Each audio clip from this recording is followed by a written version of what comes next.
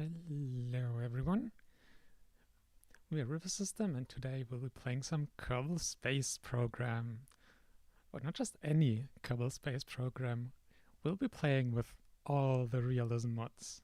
So also a note for anyone who's not familiar with Kerbal Space Program yet, don't be intimidated by the complexity that we'll be diving into today. If you're looking into playing the game, it's very different from how the vanilla game is with all the mods we have installed at this point. So don't let that keep you from trying the game.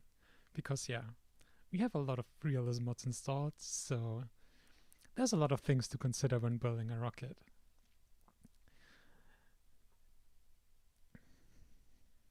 I don't think you can see him, but we have a cat on our lap.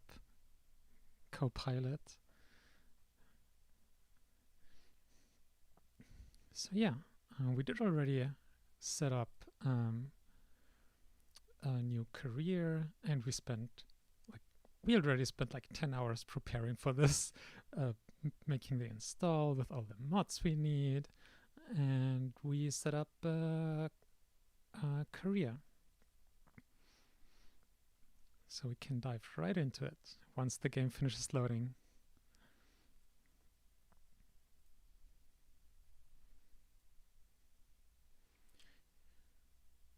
We still made a custom flag that we'll be using, so that's why we restarted the game.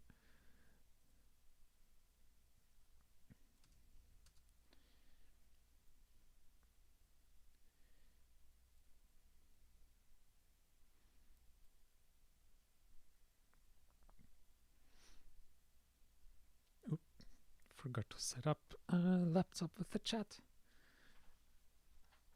Well, good thing we still have a moment.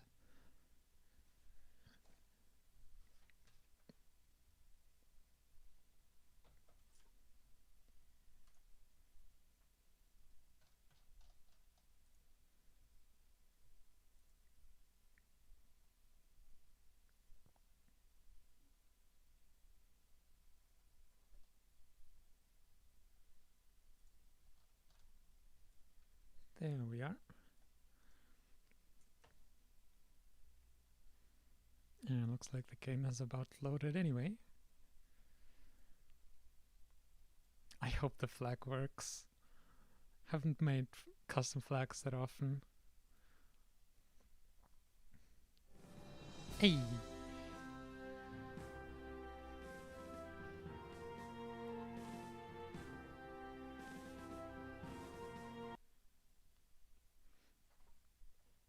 So yeah, we'll also be playing a career with all the realism mods.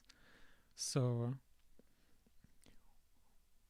we'll also be starting out with just sounding rockets. So we won't even be going like to space in the first launches, let alone orbit. We'll be happy to launch anything at all. And then we'll over time work our way upwards.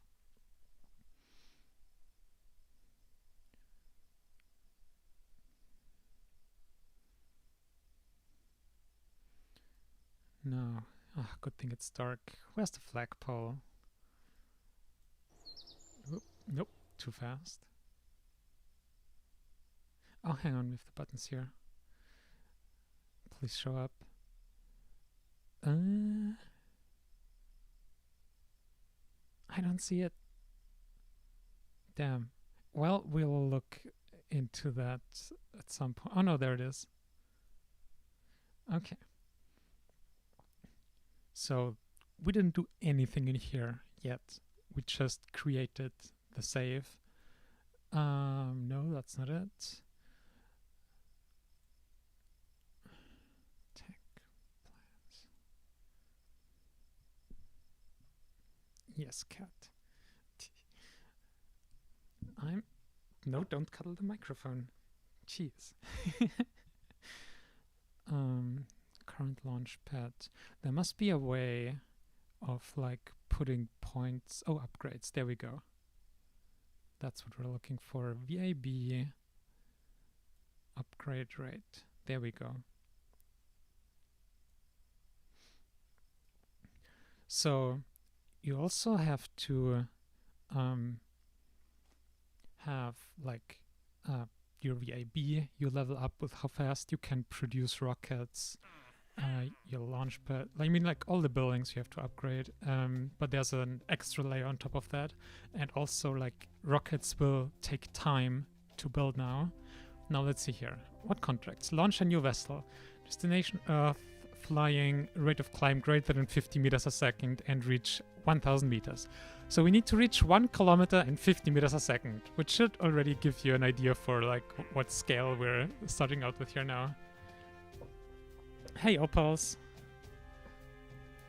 And I guess that's okay. We have some just regular milestones that we can also keep an eye on. Like, if we could reach 10 kilometers and 350 meters a second, we would also complete these milestones and get some more cash and reputation.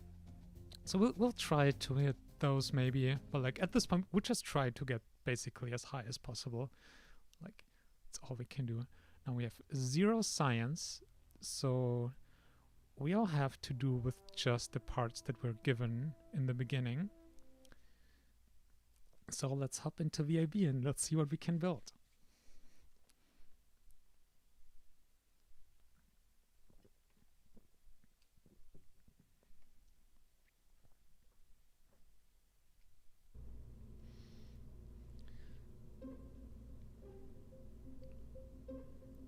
Yeah, these two are definitely gonna be using. I don't even know if there's a difference between these two. Probably not. Sounds pretty identical. Let's see. Fuel tank, modular tank, booster.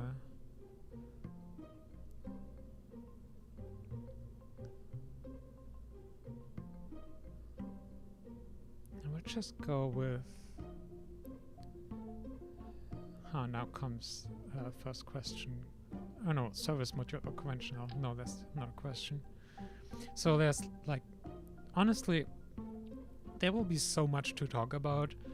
I don't think we'll be talking about all the little details when we start out here while we do them, or we like sit here for an hour before we can even build a sounding rocket. But so like there's also different tank types, and you have to get tooling for the tanks and the sizes you build them in, and like there's a lot going on here.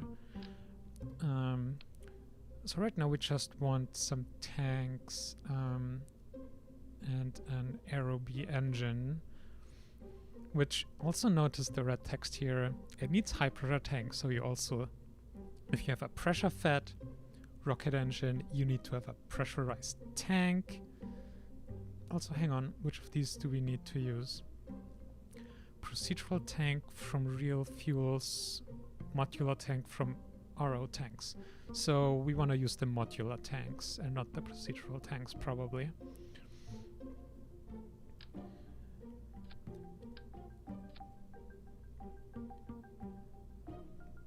And yeah, we should be able... Where can you set the general shape? Length. I mean, that's just that. Core mount.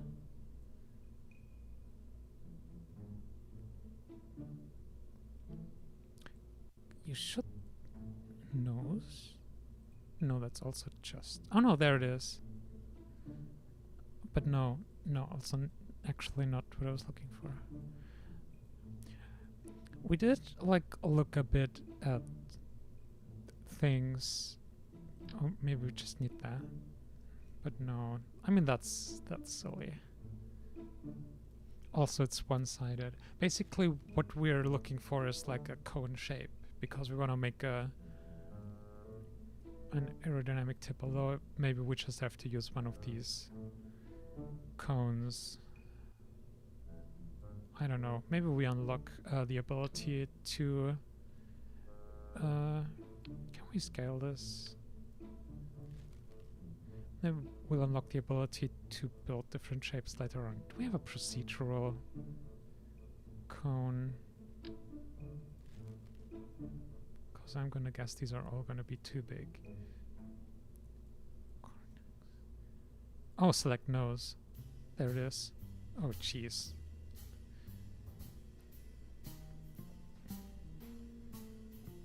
So,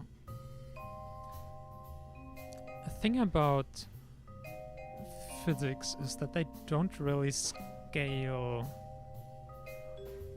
And by that I mean that... Yeah, that's perfect. By that I mean, if you...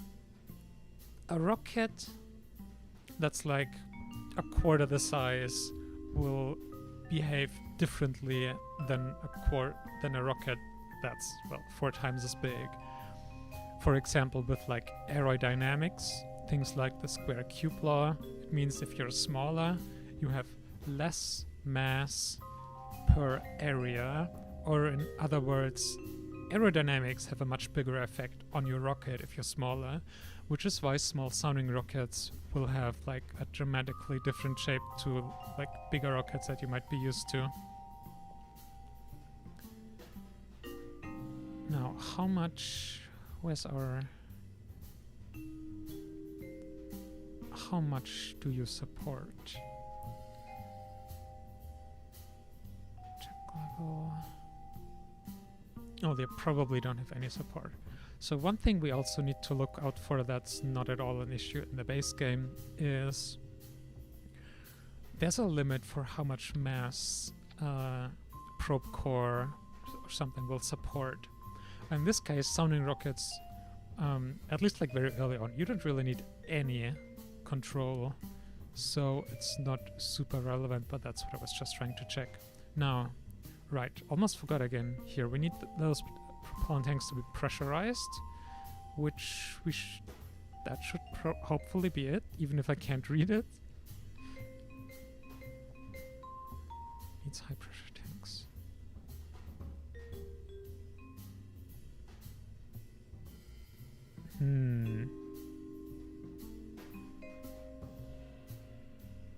Or maybe... Oh, I guess if we don't mouse over, it'll... Come on. Tell us. HP, so that should be highly pressurized, so I'm confused why... Oh, because we haven't added the fuel yet. That's why it still complains about the pressurization, probably. Like, a lot of these functionalities are, like, modded in after the fact, so it's understandable if it can be a bit finicky. So now we have feed pressure okay, which is good. So engine will work now.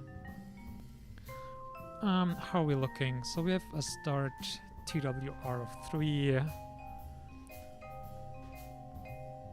We could probably make it a bit longer if we wanted, but let's first add some wings. Because sounding rocket also means we definitely need to be passively stabilized. Do we have procedural wings? Yes. All moving? No. Just... Yeah. We won't use them maybe quite as big. Also, the controls are off again. Hang on. That fixed it the last time? Yes. I don't know why. I think editor extensions messes with the control input scheme for some reason. I don't know why. No. J? Yes. Go away.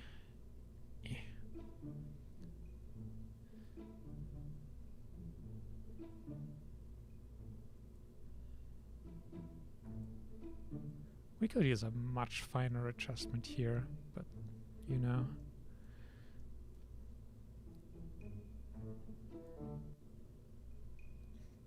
Oh, so this is the absolute minimal size? Really? Oh no, here the leading and trailing edges we can still... Yeah, there we are. We can make this smaller.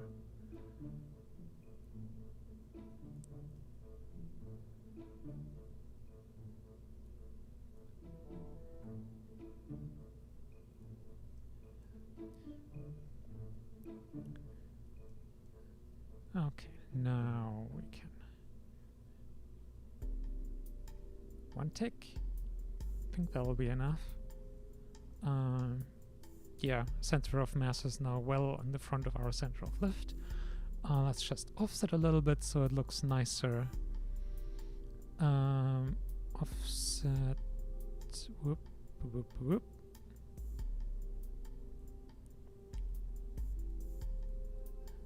Oh no, please go away. There we go. And okay, no, that's extremely thick.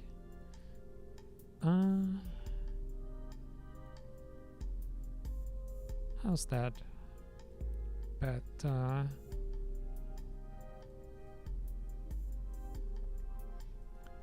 okay, hope this weren't too massive now, but no, I don't think our mass increased very much, so that's good. Okay, so we have an engine, we have pressurized tanks, we have wings, and we have that probe core. Honestly, at this point, I don't even have to get our big checklist. That should be enough, honestly. Let's just look at science. Does the probe core have any science experiments? That's just antennas. Science, telemetry analysis. Science also fundamentally works differently with the mods we're using. Oh, we can actually add some extra experiments. Let's do that, even though we might not get high enough. Well, we'll see. So we're also using the Kerbalism mod, which just really overhauls. Oh, you're a tiny bit bigger, really. Maybe we'll save you for a lighter rocket or something. Probably gonna be heavy anyway. So with Kerbalism, science also works very differently, and this might actually be the first time we play with Kerbalism, so I don't even know how that's gonna work exactly.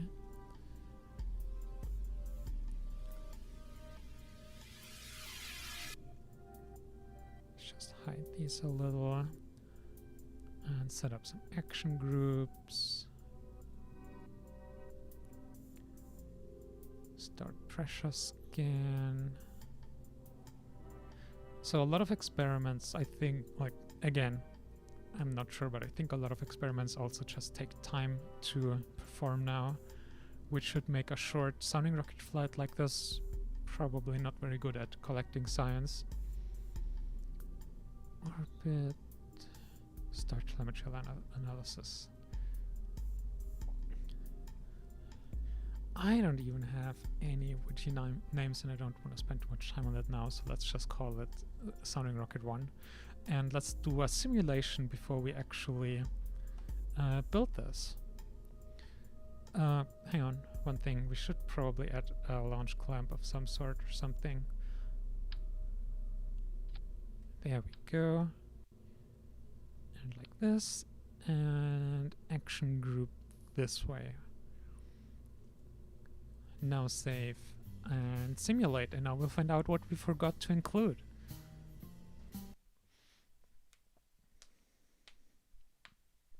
Especially with the added time to build rockets, well, and planes, to build anything, the simulate function is just really important to see if things actually work, because you can't just like put it on the launch pad, launch it, and if it doesn't work, you just revert to VIB. There might have been a whole year or more in between of where you designed it and when you actually launched it.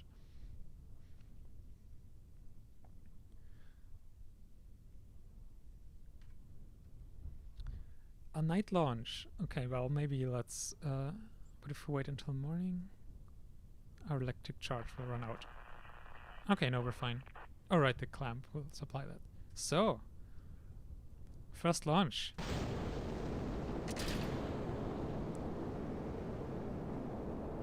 Didn't even do a countdown.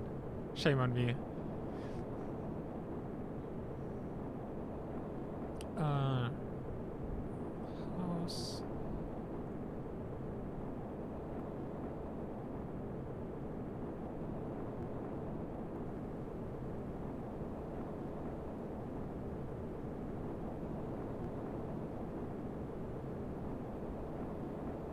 So at least our rocket is nice and stable. Even now we're like Mach 1.5 or something, and we're still going pretty much straight up, which is perfect. We're also easily cracking the 10-kilometer checkpoint there. And oh, so much for nice and stable. We got 2 about Mach 2 before we exploded. But we completed a whole lot of contracts. Unlock parts tech node. I don't even know what that means. First launch, successful. Congratulations, your space program is off to a great start. Now it's time for some rocket science, as we need to continue to go higher, faster, and farther. Uncrewed speed record, which we looked at, and the next one too, 600 meters a second, 10 kilometers, 20 kilometers. Oh, I really hope. Also, hang on. Oh, I think we still need to install a mod to view the contracts in flight. I don't think we have that yet. Yeah, that's gonna happen a couple times that we'll remember. Oh no, what happened? Bad rocket design and instability at high Mach numbers happened. Also, I really hope now that... No, the first launch contract was without any recovery. That's good. Yeah, so let's time warp until the mission comes to an official end. You can see some of the other debris around here.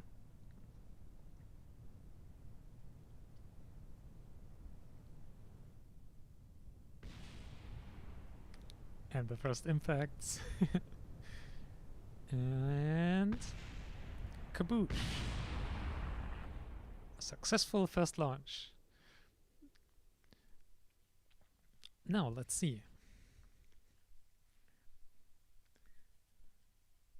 KSP are so persistently positive, optimistic. I guess I don't really like the a lot of the contracts and everything. Like these mods change really the whole game so much. So I'm not even too sure how all the messages will be. But positivity with like space exploration stuff would definitely not be too surprising. Now let's see what. Oh, we have no new contract. Maybe our contracts are borked.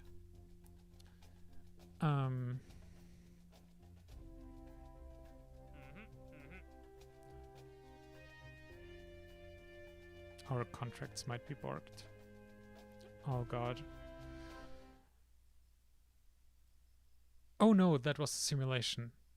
Never mind. Never mind. Everything's fine. Everything's fine. That was the simulation. We did nothing yet. It's fine. We just got a bit... completely forgot about it. So now it was a successful simulation, and now we can try and make sure that maybe it'll be more stable in flight and maybe not disintegrate, or at least not that early, because it won't survive the whole flight. That much is also obvious. I think we should generally just sweep it back a bit more. And I mean, if in doubt, make them a bit bigger. Also, we could make them 4 symmetric instead of 3 symmetric. What would that do to our mass / delta V? So now we're at 1722 meters a second. If we do 4-way symmetry... Okay, yeah, it costs us 7 meters a second delta V. That's totally fine.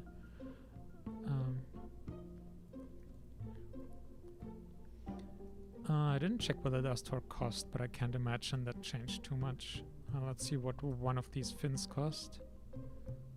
Whoops. That's what I wanted. Nothing. Okay, yeah. So, version 2. At this point, I'm just gonna say we're gonna build this now. Still in development. Green powers have been researched and can be unlocked. Oh, so we still need to unlock them all. But yeah, we'll pay 3 funds to unlock them. And... wait, that's plans. Build list. Yeah, it's being built. So it takes almost 3 months.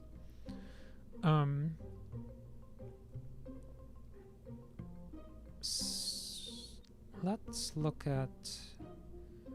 Oh god. The cable construction time being different now throws me so off. I think we need to leave. I want to look at upgrades. Because I think you, or at least in the past, you could buy upgrade points for money that you can then use to accelerate building by 1 point 20,000. Yeah, so we could buy one of these, and I'm just gonna do that now. Okay, that only got us like 16, like literally 15%, 1/6 faster build speed. It's 10 days off, whatever. That's what we get now. And there we go. Now let's roll it out to the launch pad and warp until morning, so we actually see something. And then it's time for the action. Oh, did it not register? I was so sure I clicked on that.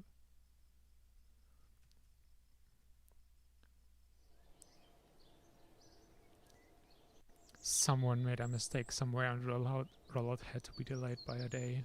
Not like that's anything special. So, first real launch with a technically untested rocket now, with the new wing changes.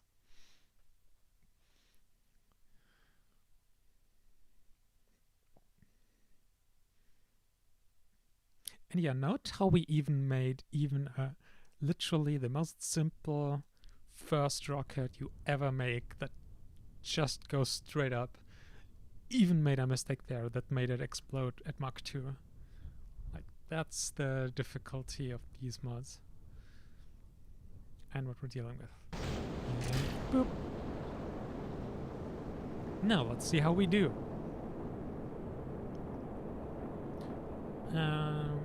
Again, I don't know how or when to do this with the science, but I'm just going to start it all now.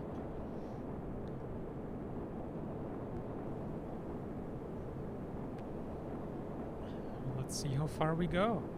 I didn't check how high we got in the simulation flight. I think it was around 25 kilometers or something like that. Even just surviving a little bit longer could make a huge difference here. Because, like, you get Mach 3, yeah, we're way faster. Also, look at just the beautiful visuals here. Like, it's just gorgeous. And yeah, we have an apogee of like over 60 kilometers here. Over twice as high. Did we have an early shutdown? We have some fuel left. Barely anything, but yeah. Do we have any failure messages or something? Oh, they did actually add a mechanic. So you have residual propellants. Because also in real life, you can't use up all your propellants. If you do that, you risk just making things explode. Also, let's time warp a little bit here and also click on the science again. Although nothing happens. When they are actively running, I guess. Oh yes, here. There. We're continuously collecting science now, which also means we can't just fly the same rocket again and we'll still get additional science back. Also retrieved. So maybe you get a bonus if you retrieve the science. Again, I don't really know how the science works here. But yeah, we should have a couple science. Where's our...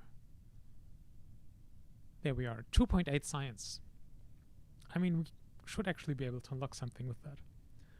Good time zone, Ouroboros system. And wow. Okay. Here's a time warp. Mach 1.235 impacting the ground again. Very nice. Epic end to a now very successful first launch. Everything went as expected.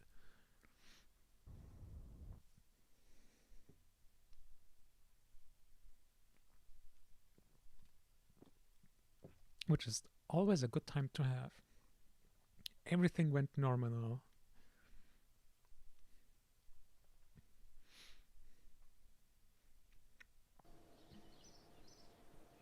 We literally don't even need Principia or anything like orbit planning yet, because we ain't going to orbit anytime soon. Now, we can actually get several sciences. So we could also look into planes, but honestly, they are so much harder to build with realistic aerodynamics that I don't think we generally don't even bother with planes usually, or at most like try and build one or two or something. So we'll just keep on focusing on rockets mostly. And for that, yeah,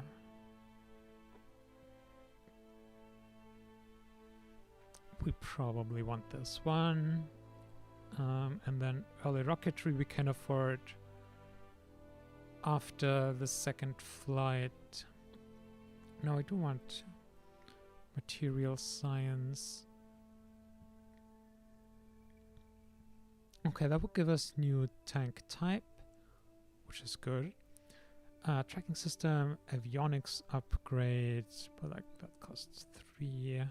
We'll probably stick to just sounding rockets for a bit, for a couple launches at least.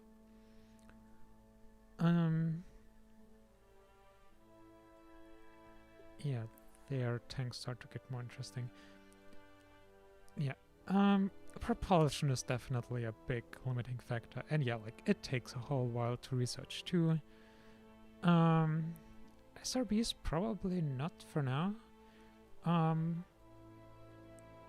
Yeah, let's go for the tank structure next, and then after that we can probably invest in more rocket engines, or maybe then upgrade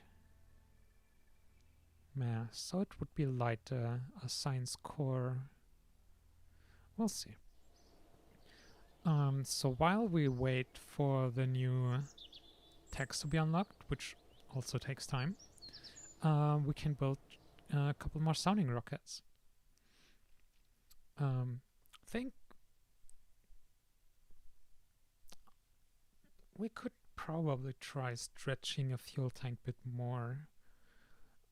We still had a pretty good TWR, and that should give us more height, which not just means I don't think we'll be reaching space with this design just yet, but it'll at least give us more time to complete the sciences that we can reach, and we can also we have time to build at least 2 of them before even the first research is finished. So we can also try something, because science is also biome dependent, so we can try not just launching them straight up, but also in different directions, so that maybe we can get some science from a couple different biomes. So let's try doing that. For that we probably want a higher TWR. So let's build also which direction. So probably one we want to rotate like this, probably not that much. Let's use the tool. No, not that. I want to rotate everything.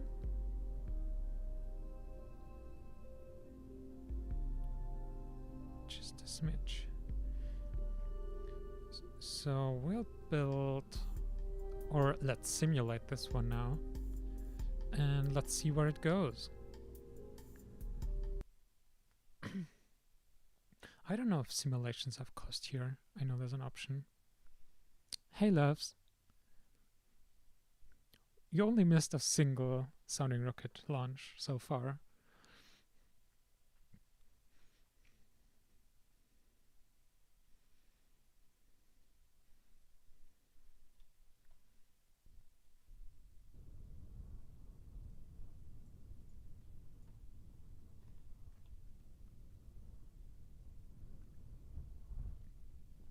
I wish there was a way to like input a number to get a specific angle. And again, time warped. That didn't really do anything at all. I don't know why. Pretty sure I rotated it a little bit. And this is why simulations exist.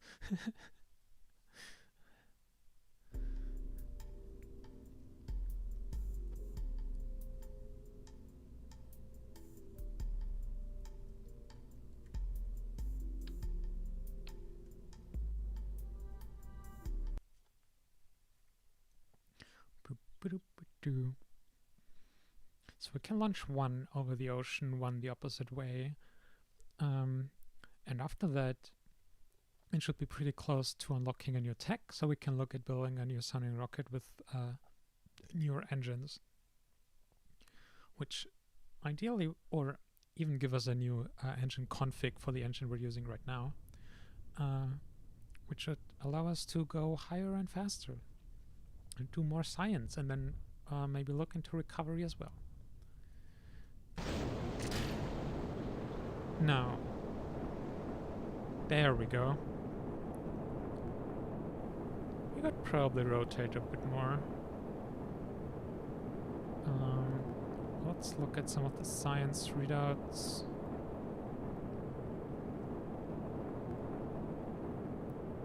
Earth flying low shores. Okay.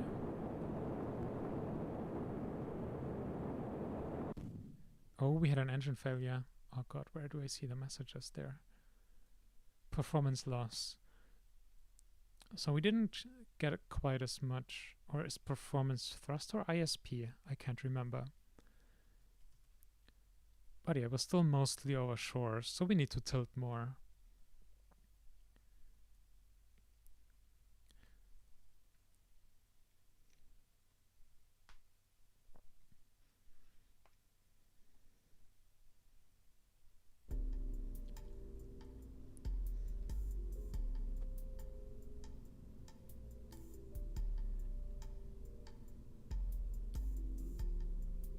Let's try it. Let's try this much. It might be too much. And yeah, a reminder again for anyone who hasn't played Kerbal Space Program before. The base game is nothing like this, and it's much more easy to do things and way fewer things to consider and everything. So don't let this experience scare you away from trying the game or something.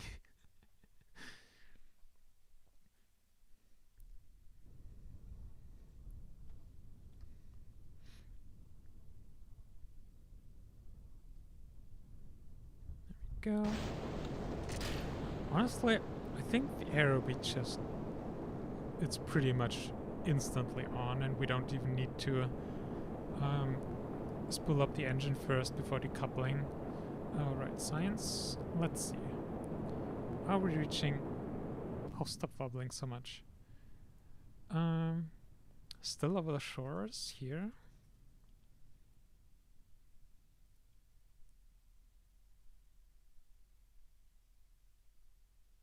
High shores.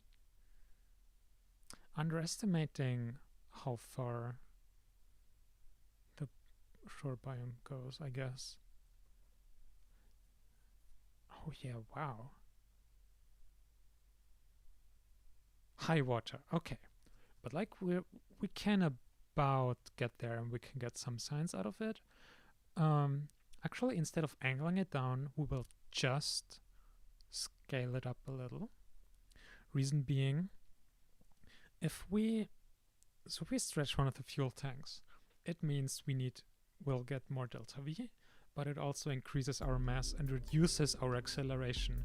And reduced acceleration means that starting at the same tilt, our trajectory will become flatter because gravity is stronger relative to our acceleration that we get.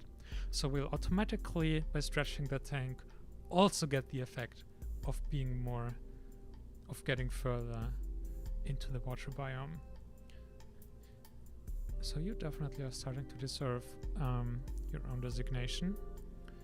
And now, let's see, what burn time do you have, ROB?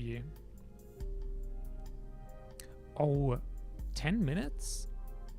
Really? Really? Go away.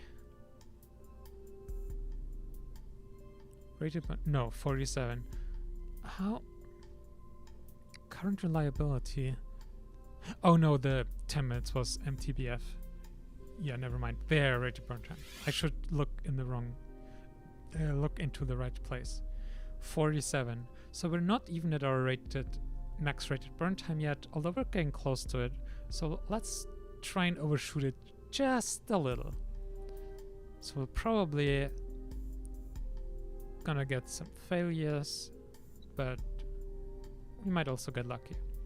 And even like if we get like a performance loss late, it won't be that bad. So let's try this. And we're just like 3 seconds over the max burn time now, so that shouldn't be that bad.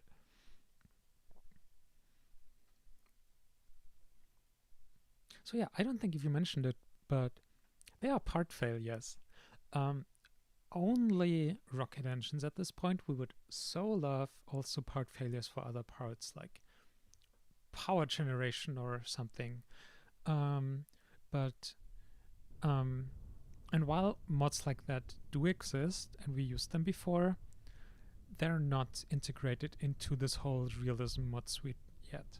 So they exist, they're just not like properly configured to work with all of this.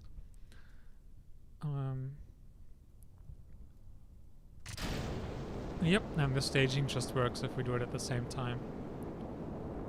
Oh no, but that looks absolutely perfect for getting the maximum distance.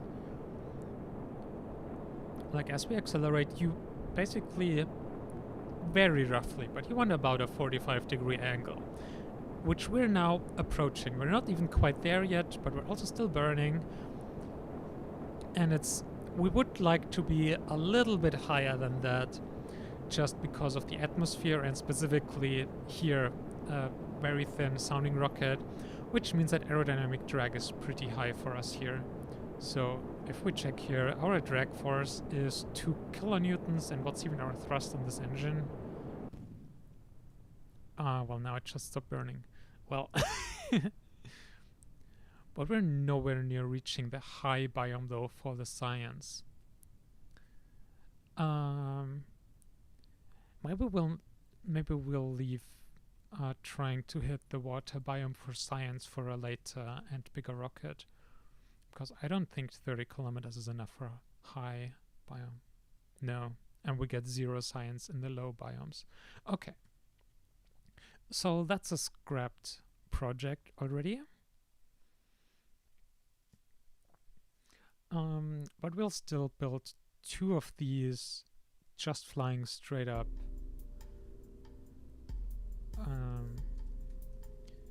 So, God, space? Yes, space resets orientation. So they're still a bit extended with more delta V.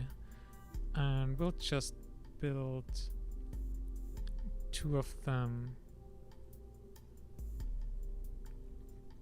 until our science is done, which will give us a couple more science points already. And yeah, bigger sounding rockets we can then start pointing into different biome directions as well. Okay, so let's wait for the rockets to be built and we fly those until the science is done. And yeah, like doing anything with these mods will take time. If you didn't figure already. Like, we still had only a single launch yet, although we're now about to have our second one.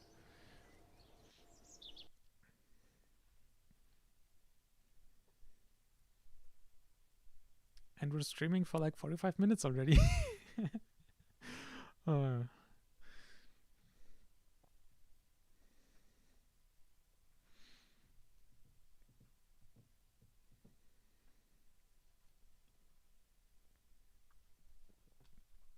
And yes, loading times are a thing. Also, speaking of, let me check. Oh no, we're at 86% RAM usage. We're still fine. Just 20 gigs. It's nothing. I should also look at all our messages at some point. And forgot the staging.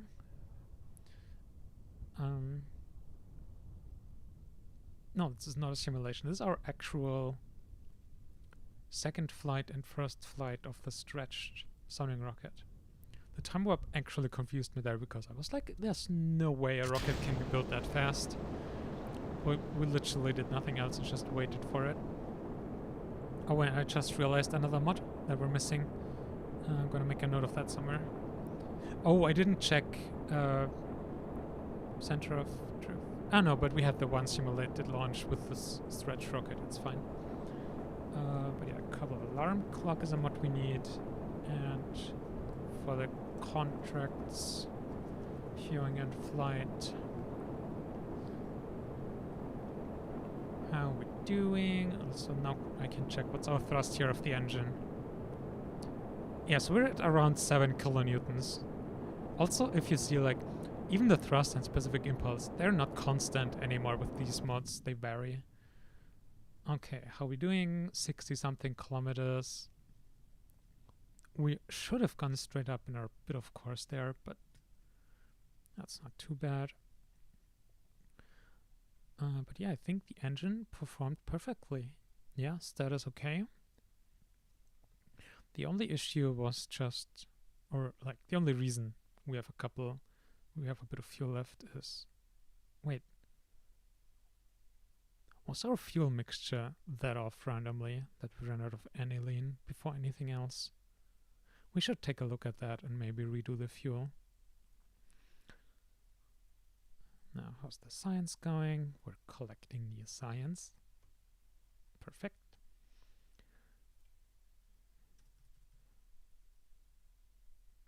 And let's time warp and let's look at messages in the meantime.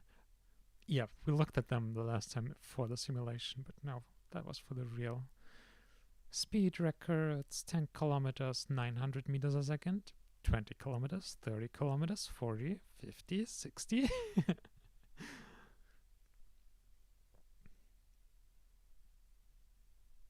And yeah, you can tell here the effect aerodynamics have on such a small rocket because we're coming down at almost Mach 3 now. And now we're braking. Down below Mach 2 by the time we impacted. How's our science looking? 3.4. That's good. Another perfect launch.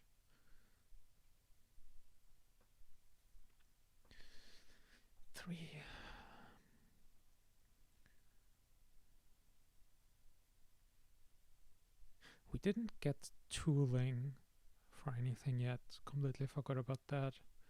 But I don't even know if... Probably doesn't make a big difference at this point anyway.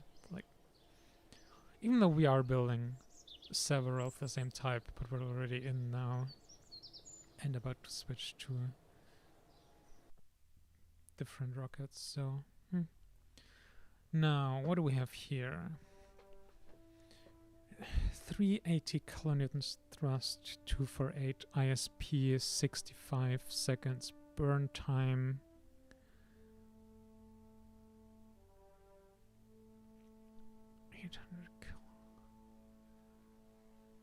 I'm not sure we need that.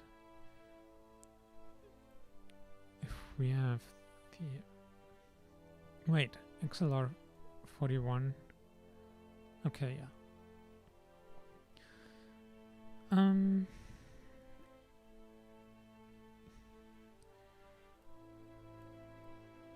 Oh, that's 7 science for better material science. Early science. Oh, we definitely, like, new science experiments would be amazing. It's definitely worth unlocking new science experiments early, because it just means you can do more science while you do the things you're doing, which will then allow you to unlock more things. It definitely pays off. Honestly, let's just test these new engines once we have them, and then we'll see where to go from there. Although we can probably start researching that. Launchpad reconditioning, and I guess let's just do this one. How's our research looking? So we're 7 days off, so we can then soon start building. Oh.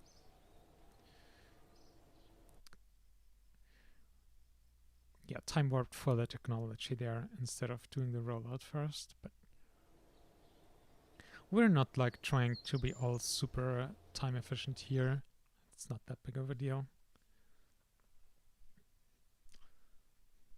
Yeah. Once the UI is back, you'll also see that the time started in like 1951. So we can try and hit all the milestones from real progress in spaceflight. But yeah, between all the things you need to manage, also with like crew trainings and everything, it's very stressful. And we are playing with a lot of realism mods and stuff anyway, which will be stressful enough, and we won't be stressing out about like putting ourselves under time pressure on top of that. And science.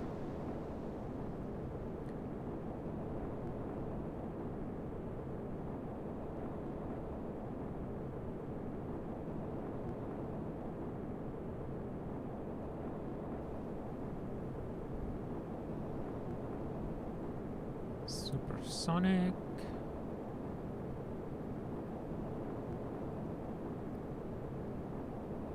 Also gonna keep an eye out now when the flying high biome begins.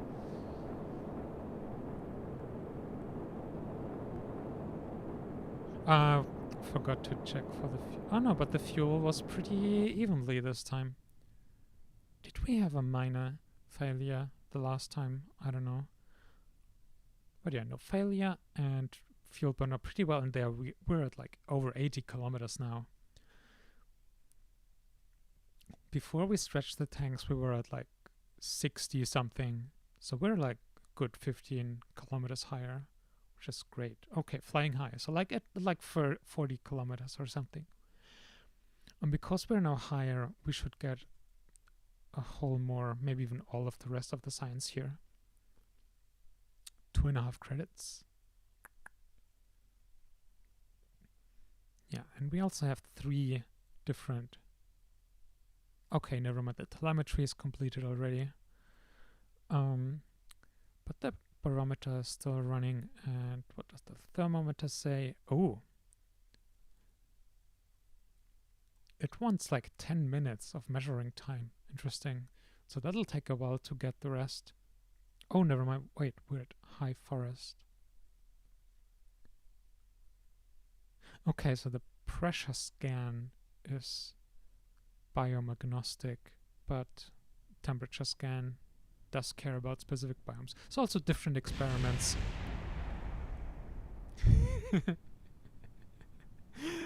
Nice. So re-entering faster also meant the heating became more, and at least I think it was the heating. Oh no, aerodynamic stresses tore it apart. I mean, that's also very fair and completely expected. Also, I just realized we forgot to check more contracts. We've just been running like science missions now, which we should really also have looked at contracts and do some of those. But yeah, still, I mean, we got some science. That's good. And like these rockets cost like 150 each. And to be fair, there's some extra costs with rollouts, and there might even be maintenance costs for launch pads and stuff like that. But overall, it's not like we'll have ruined our run doing that or anything like that.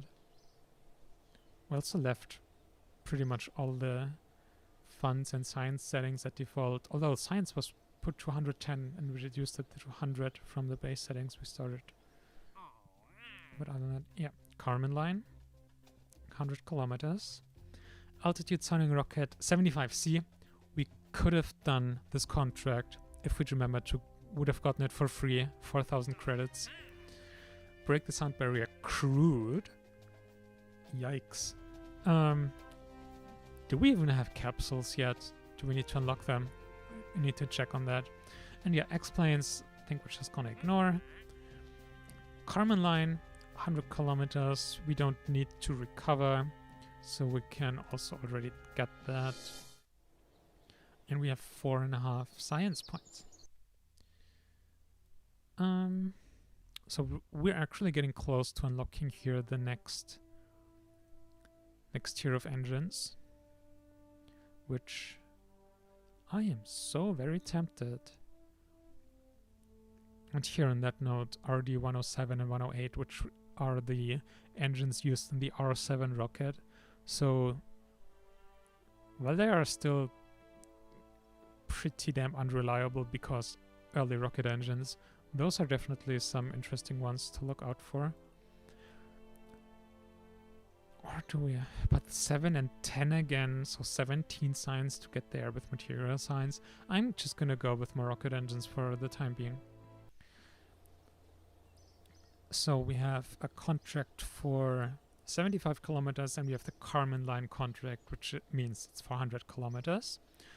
And we should have some new engines unlocked now. So let's see if we cannot build a new, more capable, better rocket.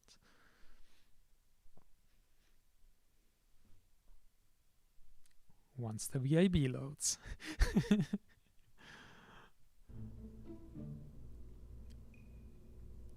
Okay. I mean, let's not throw away anything just yet. 726 kilonewtons, so we could scale up by a factor of like 4 in terms of thrust, but let's also... So also basically the same engine model can have different engine configurations, so we could buy an upgrade for the aerobee that we've been using here. Let's just look at the stats. Oh, it already has like almost twice the thrust. Almost 10 seconds ISP more. 10 kilograms and 2 kilograms heavier, but so that would cost 1,000, but give us like that would be a good upgrade and would allow us to build a decently bigger sounding rocket. Now, question is how big do we just want to go now? Because here, 2600 kilonewton. There, the A4 engine or RD 100, where we're at 300 kilonewton level, but it's also like more expensive. Literally, the engine costs as much as this whole rocket already.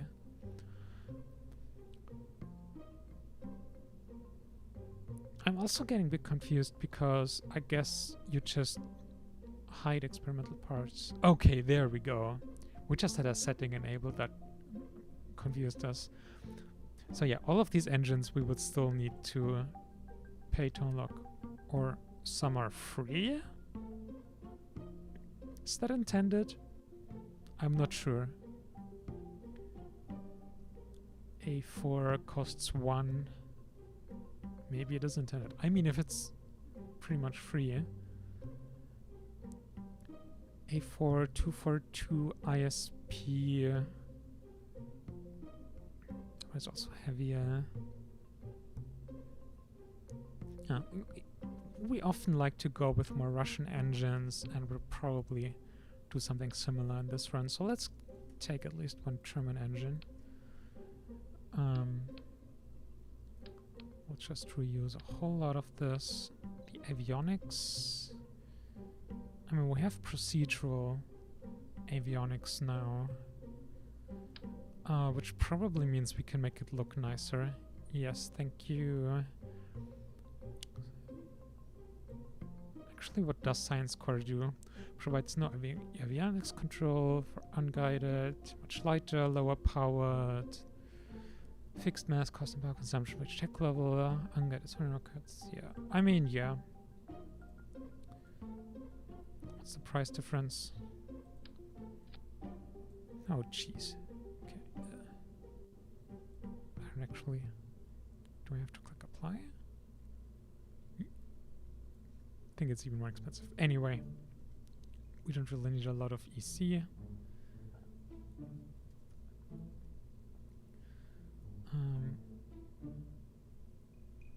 What? Your selected avionics type does not match the tab shown.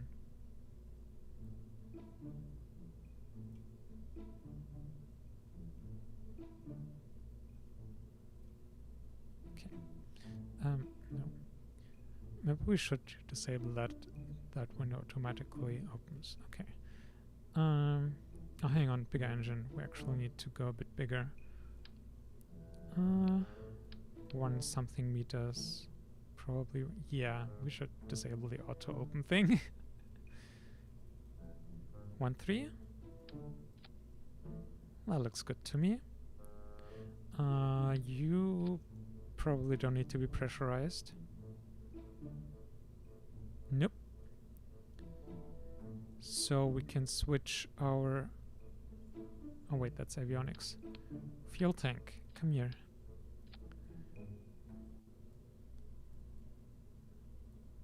1, 2, 3, don't need it to be pressurized, which will make it cheaper and give us more utilization. And there's the magic tool tank. We might, if we're gonna build a pretty high, yeah, this is gonna be expensive, geez. If we're gonna build a really expensive rocket here, we might want to tool some stuff. 1,800. I mean, we really don't need such expensive avionics. The only reason they're that expensive is because of their size. Like, what? That one costs 8 funds and basically does the same thing. So we'll just hide it like in the structure or something.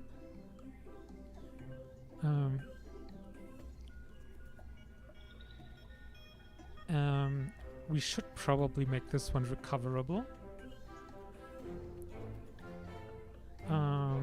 Radial. Or do we can probably do a shoot nose cone. So can I select nose?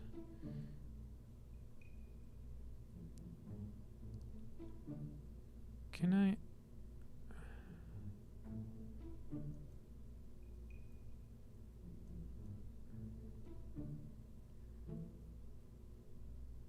I think we're probably just gonna do flat.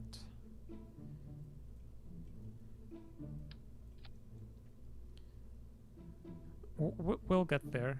It looks very silly at this point, but we'll get there.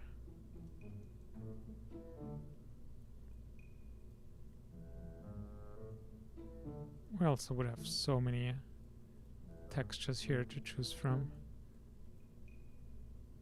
Or maybe not that many. Just saying a lot more.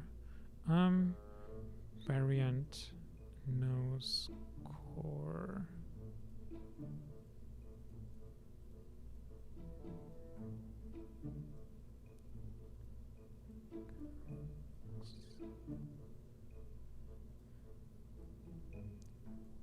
I mean, it's gonna look like shit with the nose cone either way. I wish I knew how to, like, I don't want just, I want to taper it a little bit. I don't want like a sharp tip with the fuel tank, but I just want to taper it a little bit, but I don't know how to do that here.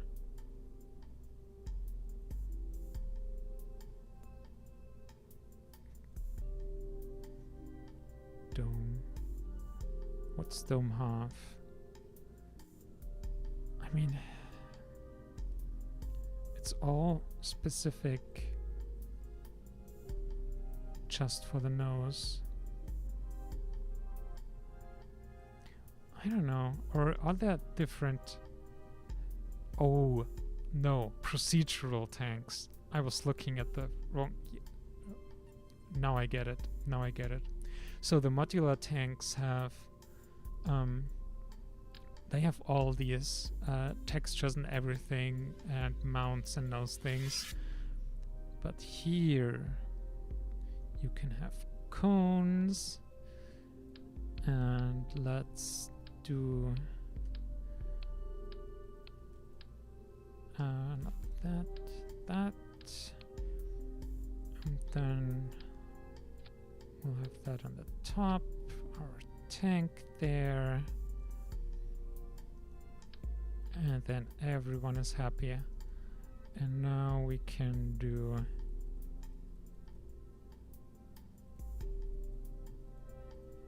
something. Don't sue me for it looking ugly.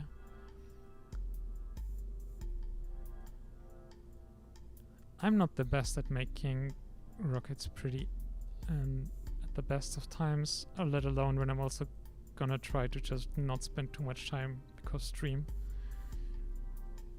Let's look these ones. Some of these are pretty funky. I'm just gonna go for the funkiest.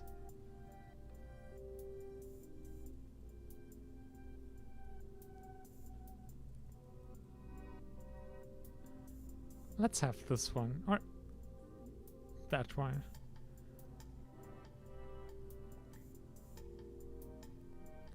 Okay, cone, tank, steel, yeah, not high pressurized. Fuel, ethanol, liquid oxygen, HTP. And our beautiful wings. And force symmetry. Okay, let's first look at what do we got. TWR of 3.4, and we're already at over 3 kilometers a second, so you'll know we'll be going places with this. Do we have decouplers? That would be important. Yes. Procedural might be expensive. So we'll have the probe core, the parachute, and film camera. They were also literally used on V2 rockets, as it says here. So we'll try to make it work, even though 100 kilograms is a lot of payload for us at this point. And a biosample.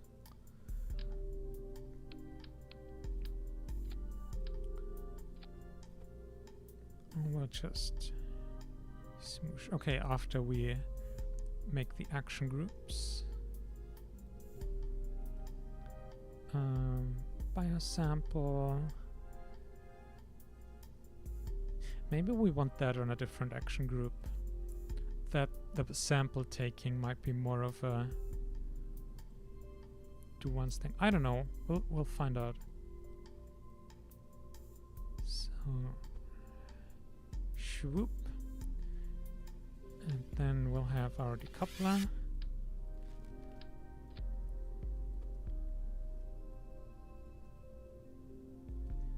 And now, how's our delta V looking now? Almost unchanged, honestly. Okay, yeah, we have an empty mass of 2.2 tons.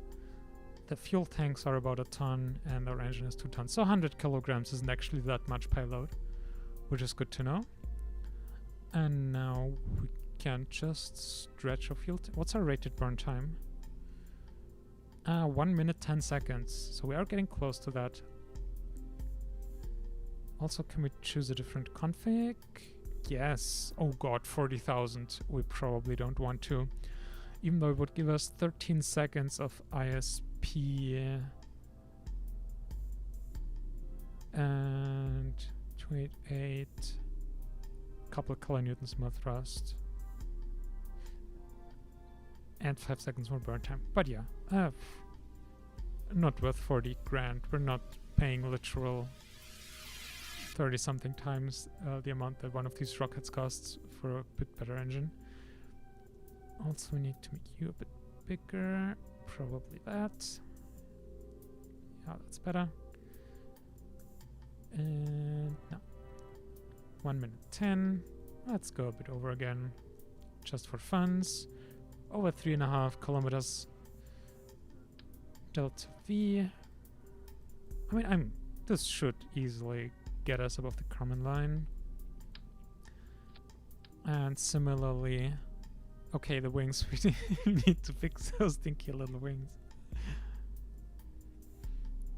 Hello. Oh, there it is. Boop.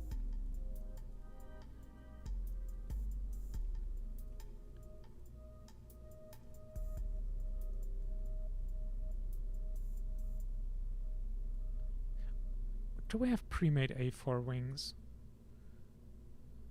Doesn't look like it. Or V2. V-2. No. Guess we don't. Awkward procedural wings. Whee!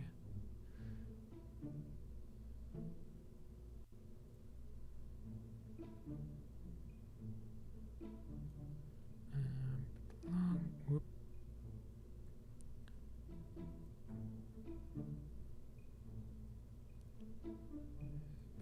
Thicker. Okay, maybe not that thick. Just thick, not dummy thick wings.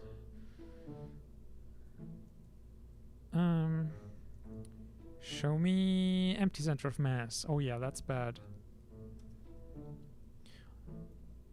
We definitely want our center of drag to be... Oops, okay, maybe not that much.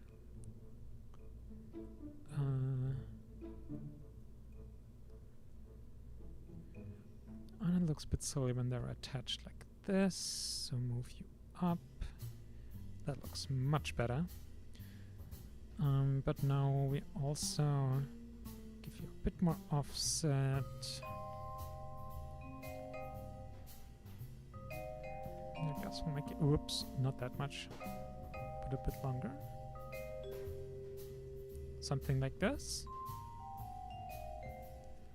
I wish I could change the texture on the film camera and the nose cone, because if those also had a metallic look, I don't think it would look that bad. As it is, it looks horrible, I am well aware. But just the bottom parts here, the metallic wings and structure, I like that at least.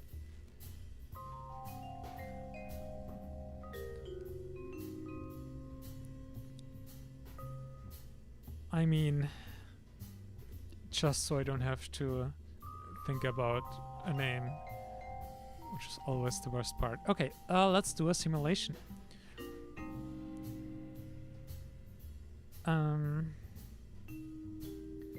Re-entry. We might need to think about re-entry, but we don't have any heat shielding. Like, if we're going straight up with this and coming straight back down, we will burn up. Although maybe if we decouple just these bits should be... I mean, they'll at least slow down faster, but fast enough to not burn up. I mean, I guess that's something we can now figure out with the simulation. Come on.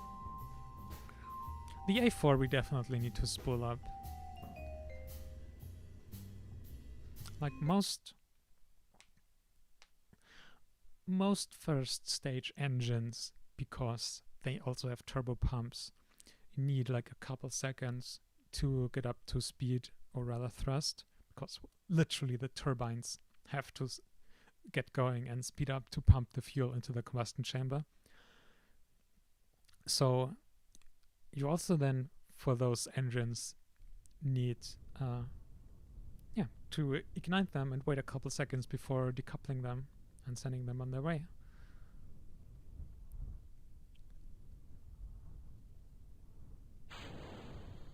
You should also turn up the thrust.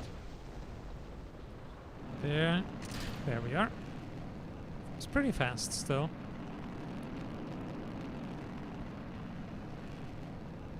And now let's also see how stable we are.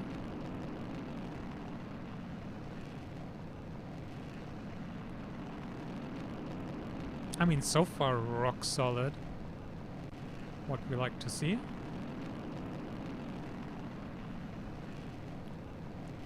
Supersonic now. We can do time acceleration.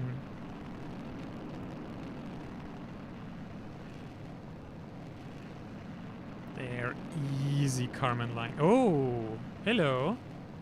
And there we still need to make those wings go back further, because we do get unstable late in the flight. Only 8 meters a second unused. That's beautiful. And yeah, we're at 170 kilometers. So way, way, way, way, way more than enough. Now let's time warp ahead.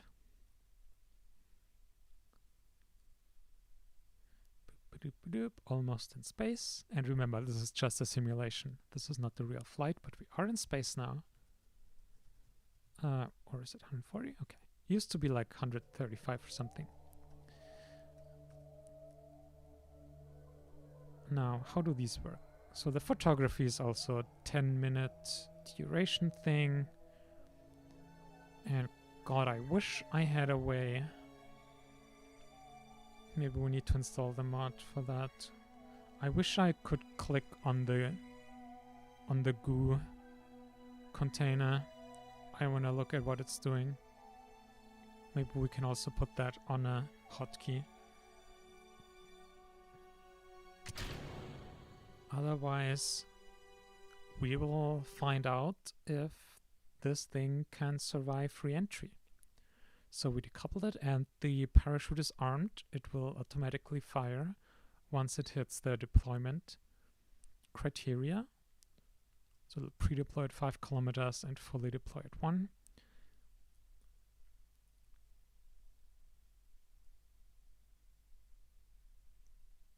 Oh boy, almost Mach 5. But now we're slowing down. And with some luck, we won't explode. Oh yeah, okay. So it survives re-entry. It's perfect. Oh yeah, I didn't set up the settings for the parachute. So it might be configured for the completely wrong mass. But if anything, that probably means it's too large. But yeah, we need to configure that. And honestly, to avoid having to wait too long, let's reduce those a bit. 3 kilometers, 800 meters.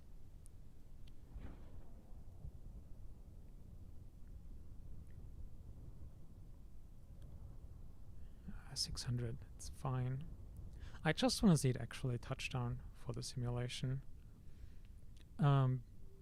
Or at the very least fully deploy. Yeah, 1.7 meters. We can make the parachute a bit lighter than that. Not that we absolutely need the extra mass from that at the moment. But you know, it will actually, yeah, any second we get extra in space is extra science at this point. So it actually is kind of, God, I love the Kerbalism with the science taking time. That has some really cool after effects that I didn't think about before. So yeah, the parachute, 160 kilograms at this point. Yeah, it's like literally heavier than what it's carrying. Okay, no, not quite.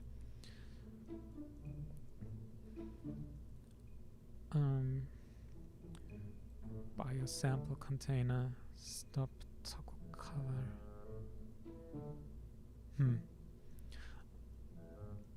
I guess we'll just trust that it'll work. Parachute. Almost forgot. So we have like 200 something kilograms of payload, which means we can like 0.25 touchdown speed. I mean, even like 3 meters per second is being very careful. And that'll, and yeah, we don't need that early either. Reduce the time we wait. And that'll bring us down from 160 kilograms to 77 kilograms of parachute weight, which saved us 100 kilograms. Perfect. And similarly, a bit of delta V and flight time. Okay, next, the other issue was the fins. Oh yeah, it was still pretty much on top of each other. We just sweep you back a little bit more. And I guess let's maybe make them a bit wider. I said a bit, or was it even? 0.95. Can I get? I mean, I guess that's fine as the granularity allows. Come on, 1.1. This mouse also has a frustrating dead zone. But yeah, so we made the wings a bit wider and swept them further back, which should help with the aerodynamic stability. Maybe we should even make the tip a bit narrower and the base wider in return.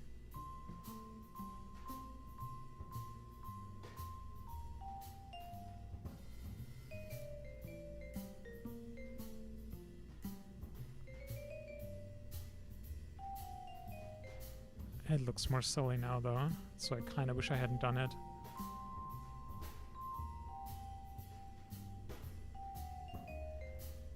Anyway, let's just give this another quick simulation go. Just to see if it's aerodynamically stable. The parachute we don't need to test again. That's fine. But I do want to know if it still flips over, because that will cost us. Actually, it might then actually mean that the payload might burn up. But we didn't even see any temperature warnings, so I'm also pretty confident that it'll be fine, even if we get a whole bunch of more velocity out of it now.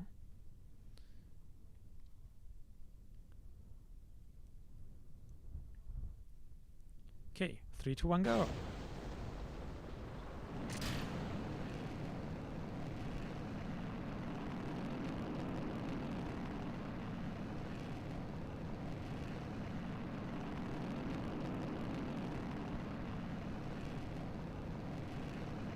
Also, look at that gorgeous engine plume with Mach diamonds and just so beautiful. The mod that does this is called Waterfall, and this is the first time we're playing a game using that mod, and wow, it's so amazing. You can also see not just the Mach diamonds, like the shiny things, but also the plume, like turning first. And basically at sea level, the engine exhaust has a lower pressure than the ambient air pressure, which means the engine exhaust gets turned back into itself, which is then also what causes the bright spots in the middle, the Mach diamonds, because the air gets compressed, which means it heats up, and then it bounces outwards again, and so that way you get that outward-inward motion. And no, we're still unstable. And it's really close to the end, but we can make 200 kilometers if we can fix that issue. Okay, I mean, it's silly how the engine how the engine sticks out there anyway. So we'll just move that into the fuel tank body, and that'll help with the center of mass, because a big chunk of the mass of the whole rocket is focused in the engine. It's like almost a ton of the 2.7 tons dry mass. There, if you see now, the empty center of mass is noticeably higher now to the center of drag. We can even make this look a bit prettier, because we did make it wider, so now it sticks out from the bottom there a bit. I don't want to ruin all the stability we just gained by doing that though. But yeah, it looks a lot more sensible this way. Honestly, we could probably move it a bit further in, but this is fine. This should be fine. One last quick simulation, and then we'll make the tooling, probably, and then actually build it. But yeah, we'll probably build a whole bunch of these in the very near future.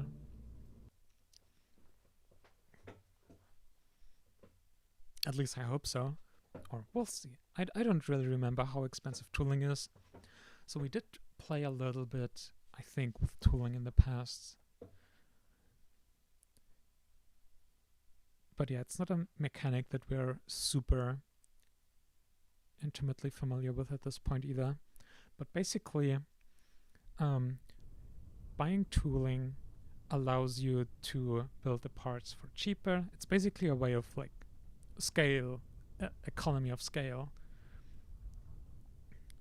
You pay up front a whole bit to then make building the parts cheaper in the future.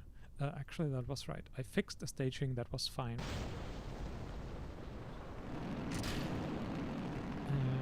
Time warp. Even though, like, the physics time warp does reduce the accuracy of the simulation, so it does mean some things can be a little bit off if you do it. But here it shouldn't be that bad. We'll just tune back on the time warp towards the end, just to make sure. Here, no simulation bugs are involved. And yeah, we're rock solid still. That's perfect. Oh my god, look at our altitude. 300 kilometers. 316, 15. Well, not altitude yet, but apoapsis height, which will be the highest point we'll reach.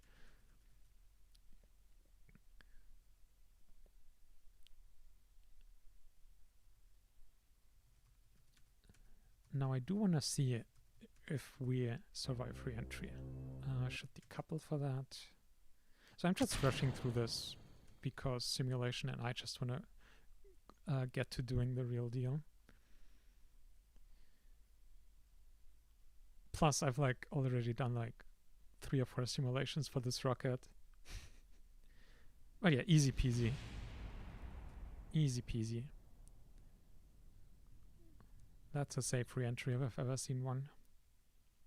Who needs heat shields anyway?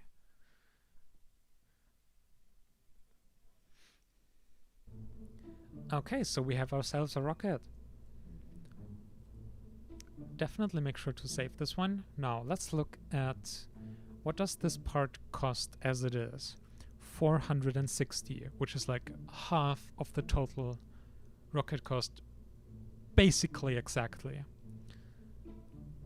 And it costs 3 times as much as the rocket engine, which is wild. Also, what do the wings cost? 0. I like that.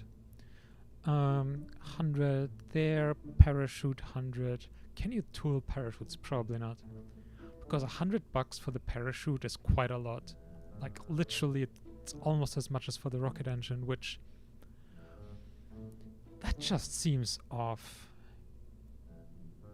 Do we have, like, default parachutes we can use that are a hell of a lot cheaper?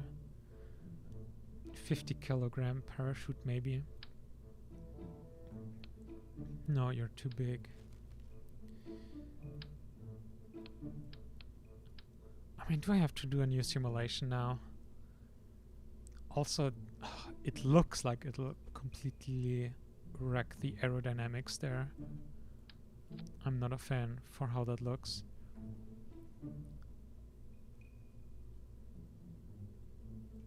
What are your stats? Can be tweaked from the action groups window. Okay, so we can set it up. Never mind. So then this one will work and it'll just be a hell of a lot cheaper.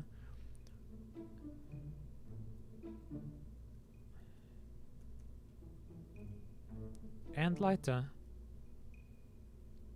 Total part cost 100. Okay, never mind. Parachutes are expensive, man. Okay, well, I mean, if we're doomed... I mean, this one would be lighter, but also I predict worse aerodynamics. Let's just go with this one. Never change a running system. Pun intended. Okay. Tooling. 7,700 funds. Ouch. It does mean that's like the cost of 15 of these tanks. Will we build more than 15 of this rocket? I mean, we will launch it a couple times, but 15? I don't think so. I don't think that's worth it. And that's like super most basic tank type. Just dumb steel tank. Wow, tooling is expensive.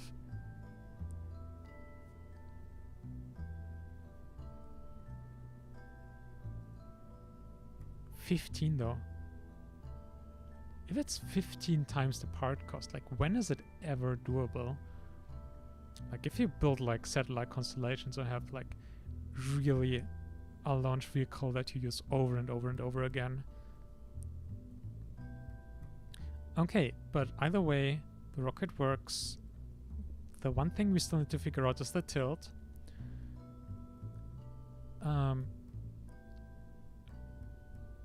I wish you could just change the tilt like after having built it, because I mean, I guess one last simulation. One tick to the right. Doop-de-doop.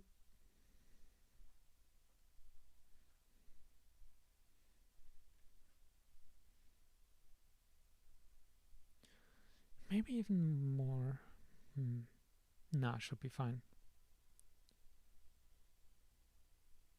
We'll see.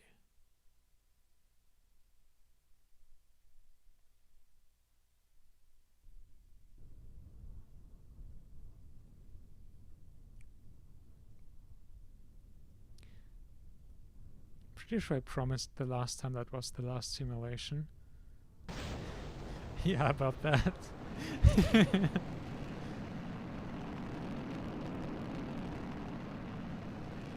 Yeah, that was too much.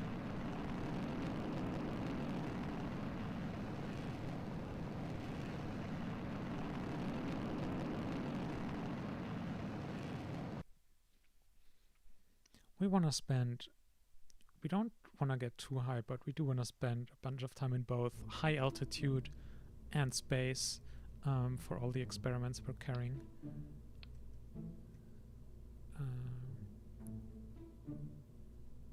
How can I rotate everything? Did that work with shift? Looks like it. Okay.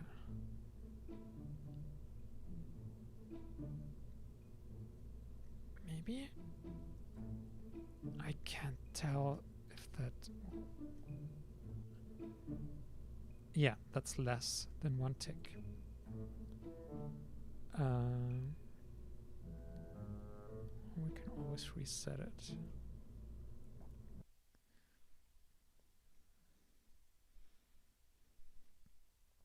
That's actually... Hang on. Pretty sure the A4 has control authority So that's something we could actually do with like in launch. We don't have to pre-tilt it.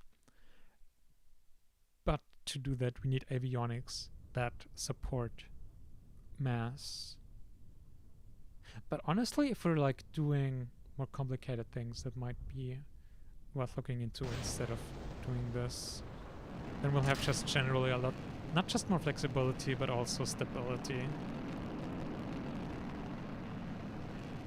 Yeah, this looks good.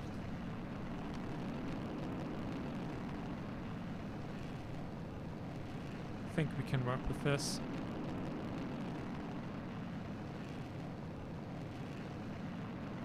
Oh no.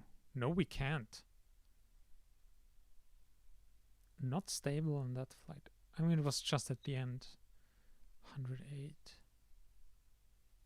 Curious. Was that an engine failure or did you just shut down because...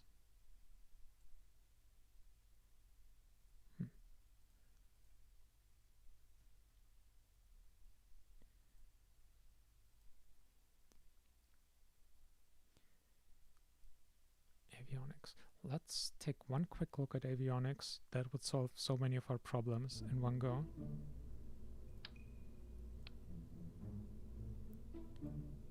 Science. So you do not provide avionics control, but near Earth will. And we're looking at 12 tons. And we probably don't need a lot of EC. If we do that, what are we looking at? 10 kilograms mass. That's 3,500 cost though. That's wild.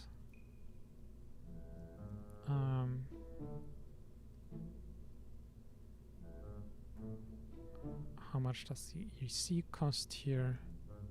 Not much, not surprisingly. If we make you smaller.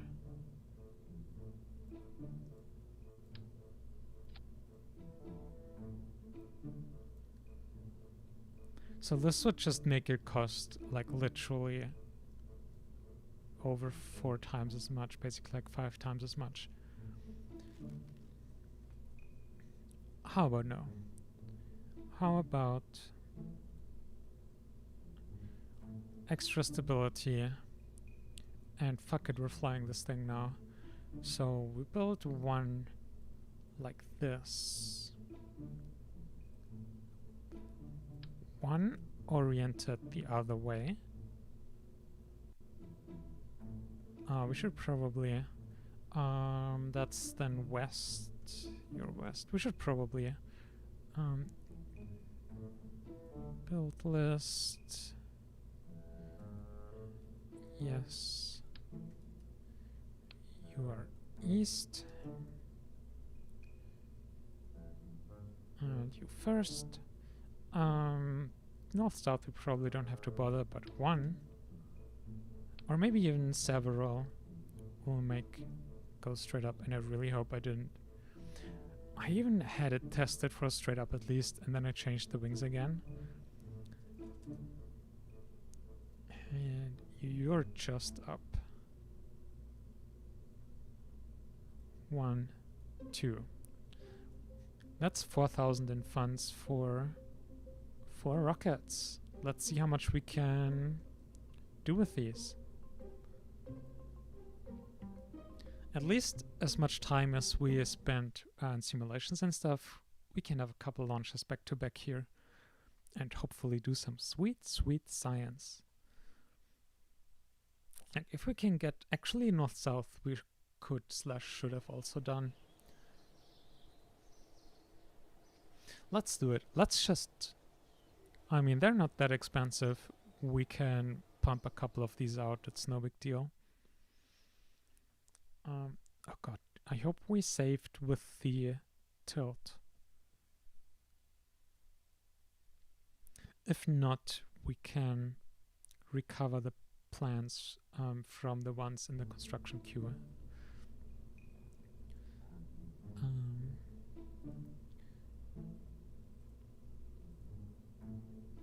Yep, okay. So one south,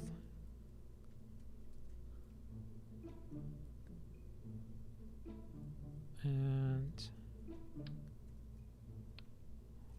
one north.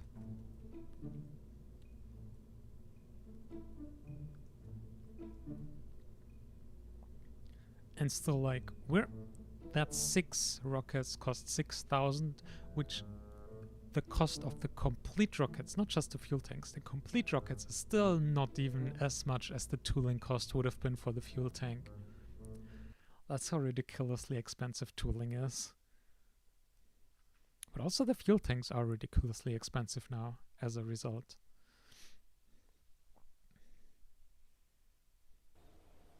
Okay. Also, how's our technology? We have 3 more queued for like 1.5 years or something. Okay. To speed things up a bit, I think, especially since we have as contracts active the altitude sounding rockets, the Carmen line, that'll give us 50k, so we can go buy a couple upgrade points.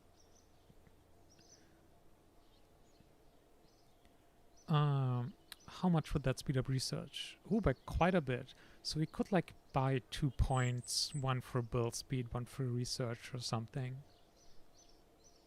Or even we could buy a 3rd one for more building, because we're that confident that at least one of our 6 rockets will allow us to get some contracts done. And actually, like, with 6,500 we can still build more rockets if need be.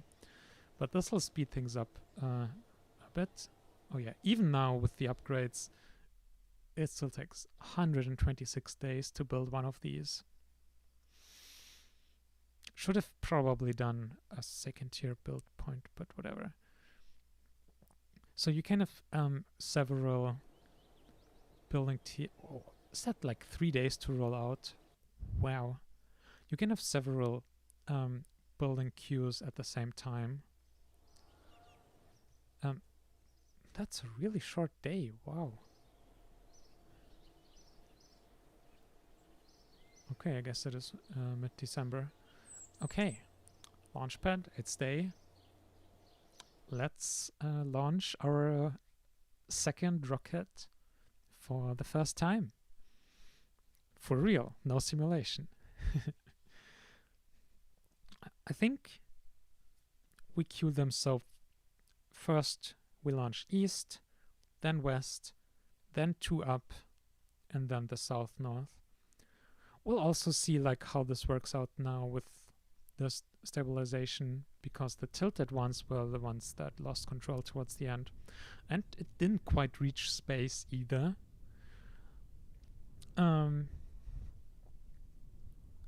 So if we now fix the stabilization issue, which we didn't check with the simulation this time,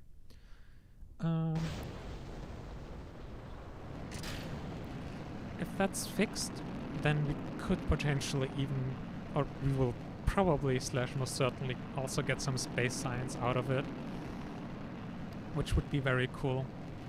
And once again, beautiful engine plumes. Love it.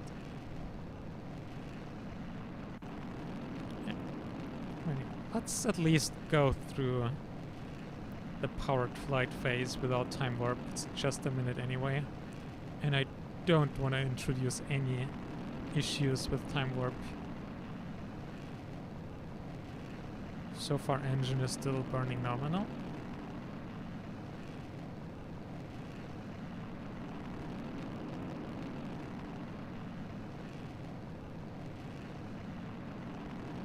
We're 45° right about, well, not quite yet, but in a couple seconds, which is pretty good. I'm still not... Okay, we have a kilometer of second still to be left. I was just gonna say, we only have apoapsis 60 kilometers, but now the last couple seconds are always the most intense ones.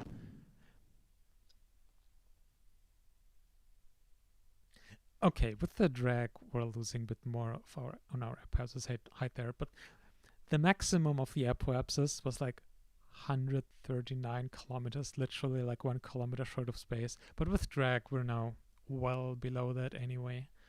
But yeah, speed record 1200, 1500, 2000. We should be getting some science. I don't know if this will continuously update. Well, we should be getting some.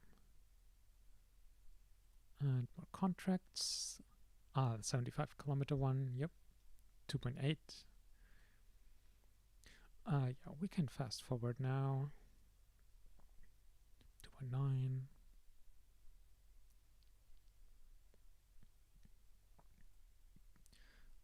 100 kilometers. Both the milestone and the Carmen line contract. Excellent. And now, yeah, 40K. Pressure scan transmitted.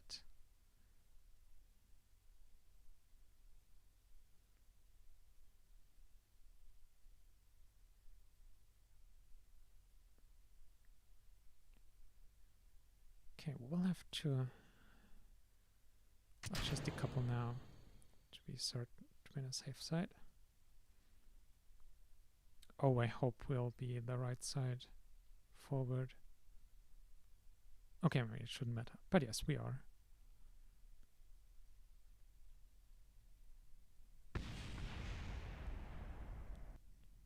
You actually exploded in re-entry. Okay, yeah, no, with that rocket, it's not that surprising.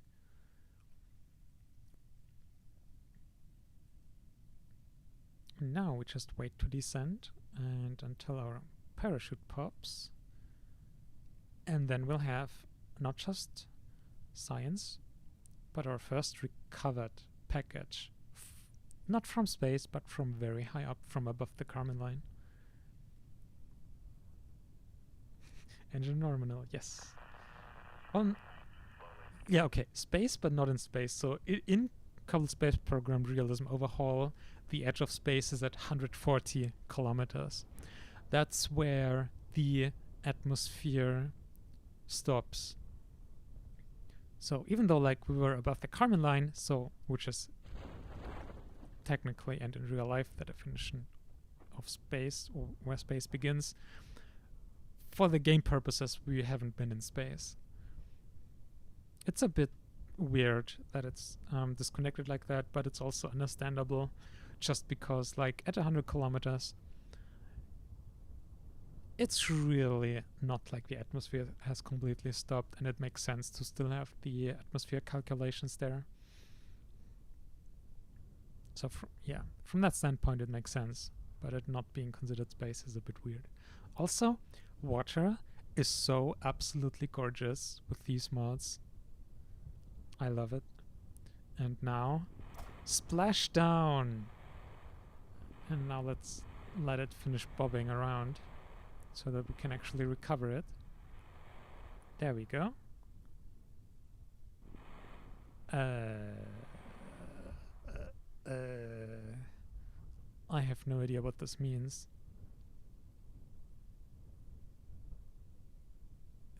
Also, does even cancel mean that KCT will do it and normal it won't? Normal?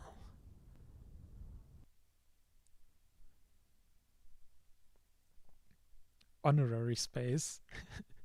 Yeah, that's good.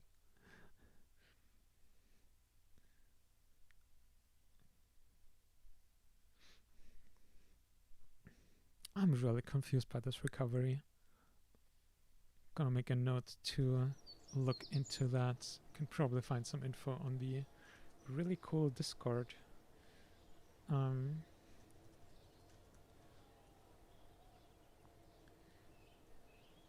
Oh, wow. So we got 3.9 science from recovering the biosample and recovering photography. And from recovering vessel. Wow. Okay, yeah. That recovery gave us a ton of science. Wow. And 169 funds, which is like a sixth of the whole rocket, which is also amazing.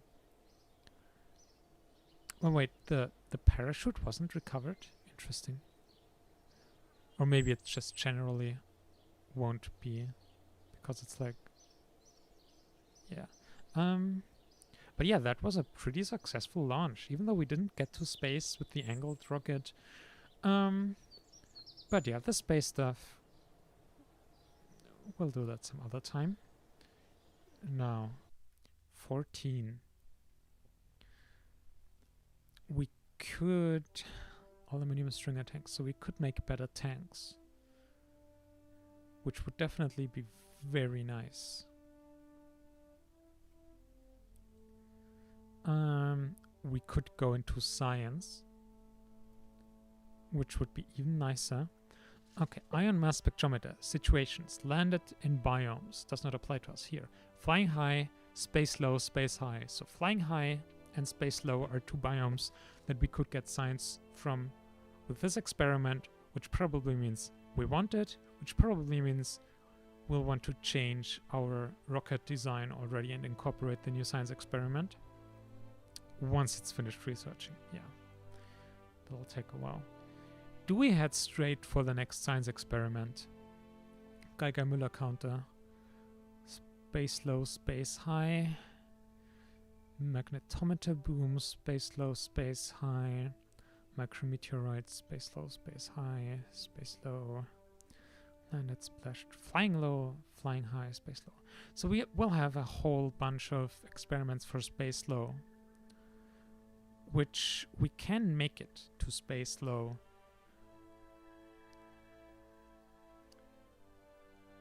Oh, 10 for that and then 7 for the satellite. So it'll take us, we'll need a bit more science from the flights that we'll hopefully get, but then we could actually head for the science node, which I think with how many new experiments it gives us, that makes sense. So, and we also still have a whole bunch of science lined up here. Over a year for the science. Yeah, that'll take a while.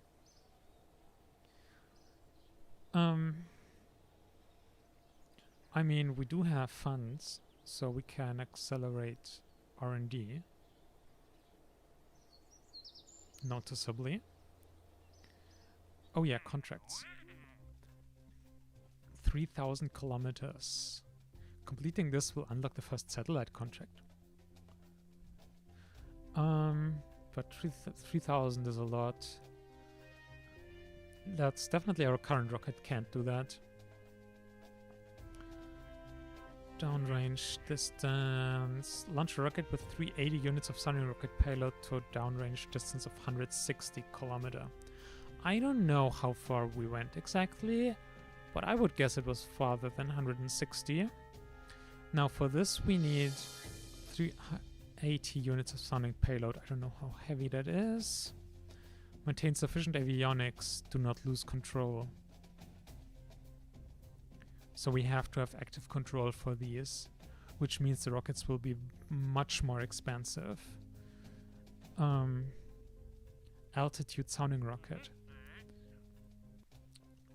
will no longer be completed once first orbit. That's fine. 85 units of payload to 100 kilometers. That sounds pretty easy for us to do. We have a very capable rocket now. Oh no, I wanted to do the altitude sounding rocket difficult on top of that, but we can't do both of them at the same time. Okay. Return a suborbital spacecraft safely to Earth. Launch a new vessel uncrewed. Reach space. Suborbital return home safely. So this one will also automatically do with the mission that goes straight up. So we can just take that contract, and already we have funds again for 2 more upgrade points, so let's accelerate that. And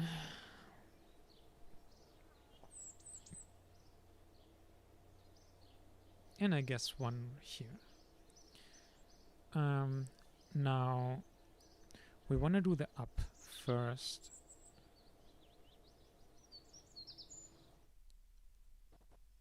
Because we just had some contracts for it. Oh! Hang on. One of the contracts we accepted was for the sounding rocket, which requires sounding rocket payload. So we need to incorporate that into the rocket. So we will still get the actually, we'll backtrack from this. We will get the one contract for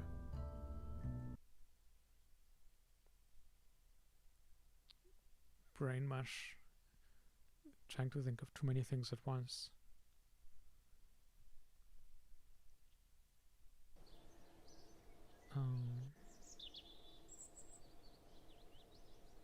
So we won't get that one. Ah yes, the suborbital and return, so that contract we will get with just this rocket. And then we can take this one, edit it, which is good because editing craft gives you a decent penalty for like the building progress. But because it hasn't even started building yet, it's not a problem to still add things to it. So the way that works with the sounding, I forgot what it's even called. Sounding payload, yeah. And we need 85. The way that works is that you put them in a tank. So tank UI. It's probably at the bottom somewhere. Yep, sounding payload. 188. We just need 85. So we can now make this tank smaller. And also, how much are you? 170. Not that much. Let's. We need to recover it. Tank, film camera, density coupler.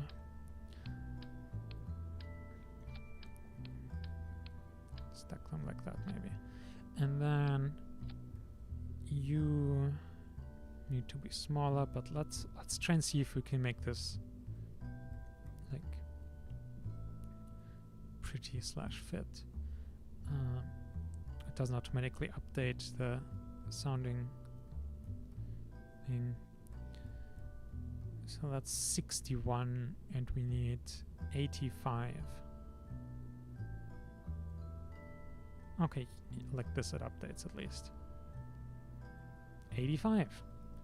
I wish I knew now what the more difficult contract required, so we could just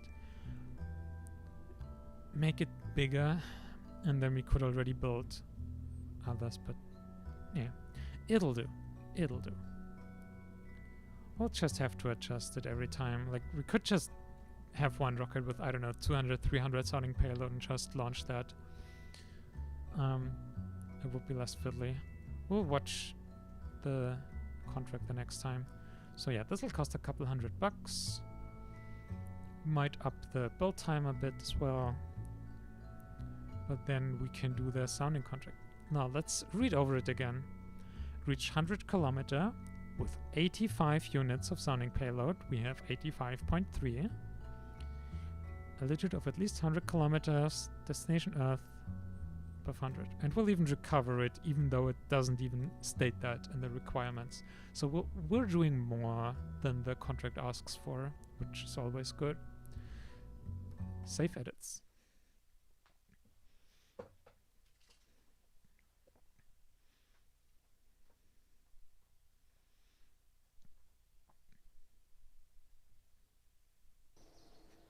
We haven't even touched the most simple, crude capsule yet. I mean, it's close to done now. We can launch this now and get a new contract there, I guess.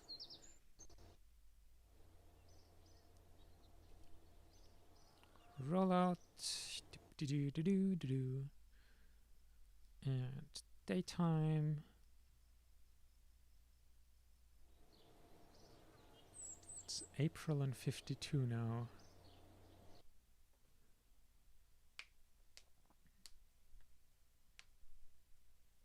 And yeah, we didn't do a simulation for the sounding payload, but honestly that should make pretty much zero difference to anything.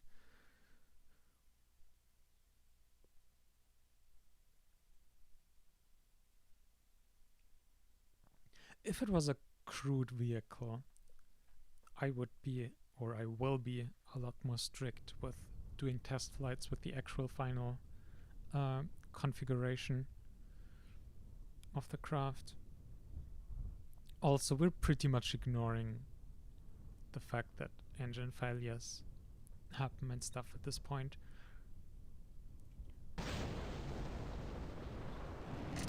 Later we will definitely be also like incorporating redundancy and stuff, and just generally planning for failures, having redundancy and all that good stuff.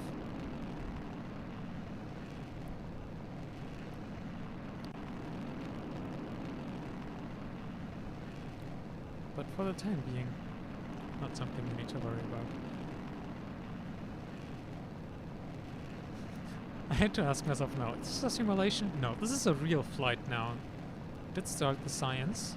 Let's cross-check. Okay, it says invalid, but state is started. So hopefully by the time... So the film camera I think only works with while in space, probably, which makes sense. Like, you would have Earth observation satellites like that with film that orbit, like that are in orbit, spend some time there, and then come back and re-enter, and then you can recover the film. But like, you just generally want to spend a certain amount of time in space for this, which is why it's also so cool that with Kerbalism that matters now. Even though like you can take some pictures as is, even with the launch, like the V2 actually was the first rocket or anything to make pictures of the Earth from space. You can look them up. They're like obviously really low quality and like black and white and stuff, but it's so cool to see. Obviously the V2 also has a bit darker history as well, but it was also the first rocket to reach space and make pictures and stuff, and also the engine was pretty revolutionary and pretty much the basis for all rockets that came after it. So we reached 280. Let's look at some of the contracts here. Altitude 120, 40, 60, 80, 200. Oh yeah, that was the first time we launched our new fancy rocket straight upwards. Oh dear. But no, we're fine. I was just thinking we're decoupling now with the rest of the rocket being directly below us.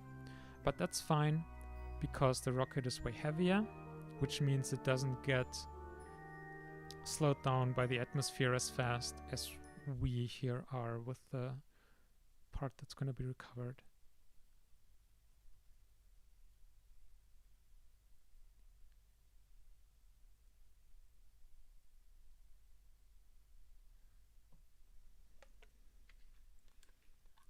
Mach 6.3. We are hauling, and over 15 Gs of deceleration.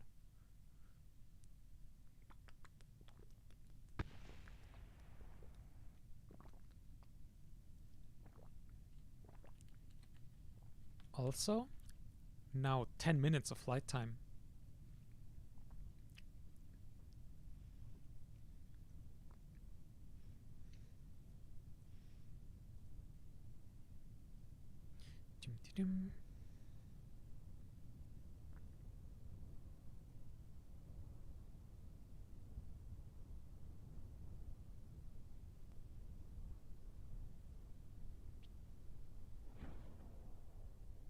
There goes our chute.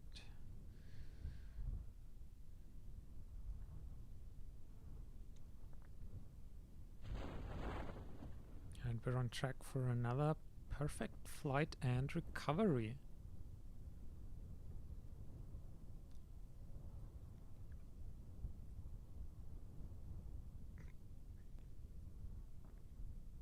Alright, I do think we installed better time warp Advanced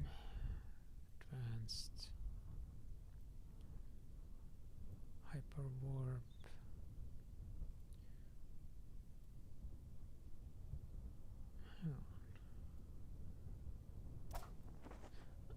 We'll also look at that some other time. We had a successful flight. Reach a suborbital trajectory and return. Okay, so returning was part of it. I'm not sure if that was... Maybe I just missed it while reading the contract. But we did it anyway, so... normal recovery, I guess. It's heavier, so it falls faster. No, wait. I mean, yes, actually, though. In atmosphere, at least. Like, it doesn't get accelerated by gravity more, but it does fall faster, specifically because air drag in relation to the force of gravity is less. 12.6 science did we get? Oh my god. Yeah, look at the biological sample science, and we can get a whole lot more if we just keep pumping out more of these flights. So it's definitely really cool how Kerbalism then also incentivizes you to not just do a thing once, but yeah, repeating something also makes sense.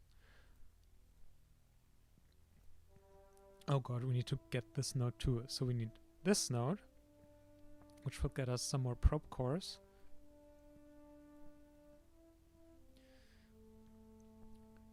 Then solar panel science, and then more science. Early avionics and probes, primitive solar panels.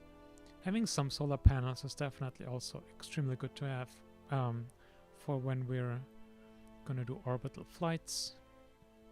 Some power generation. Now, what do we go for next? I think better tanks make sense. Oh yeah, and are actually strictly needed for the better rocket engines, so that works out just perfectly. And then afterwards we can go into the better material science, and the planes will just ignore forever.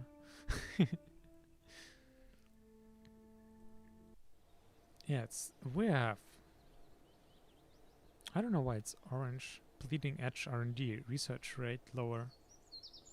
What does it depend on? How is it bleeding edge? Oh, the time. I think it considers the real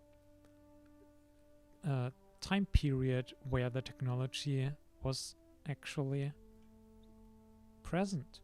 And then if you're ahead of that, you'll research it noticeably slower. That's interesting.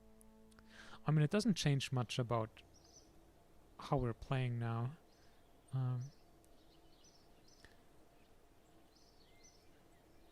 We'll just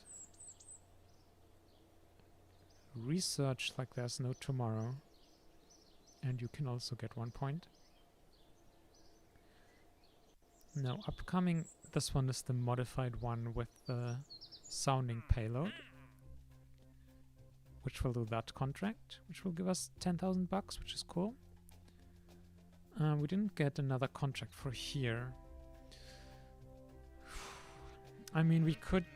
Let's take a look at crewed vehicles, because this one just means supersonic and like 30-second flight. So this is super short.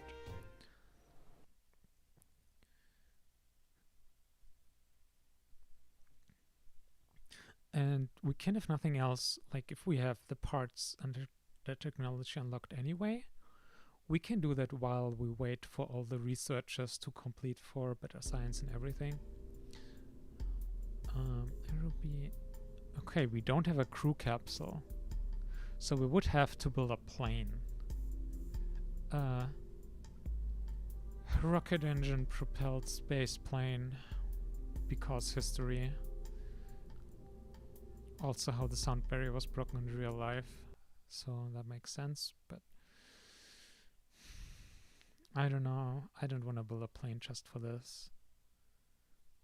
It's so much work to get stable and everything, and then even a rocket-propelled one, and oh, how about no? When do we unlock capsules? Where are you in the tech tree? I mean, that's probes, comms, avionics, human space flight, materials, crew survivability. But still... orbital rockets. Oh. Hypersonic flight, high-speed flight. Basic capsules. So not just do we need a whole lot of more technologies for this, like on the order of 100 science, more than 100. We also need to upgrade the research center at least once. So yeah, that's a decent chunk in the future for us at this point. But we are also learning how Kerbalism works and stuff, so at this point, let's just keep launching, because that's what we have to do next anyway.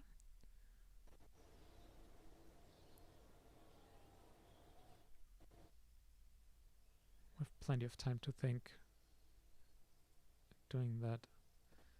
Anyway. Boop. We didn't even have to revert anything for like bugs. But that's also coming. It's also the main reason we have like quick load enabled, because as great as this game is, it's pretty buggy, even like in vanilla. You can encounter bugs already, and if you have like literally around 100 mods installed, that doesn't exactly help for stability issues. But yeah, 100 science. But I mean, if we have more science experiments unlocked down soon, maybe we can even manage to put a satellite in orbit, a basic one. We should be able to do that, actually. So what are we doing here? I think this one is also straight up for the sounding payload. So, let's go.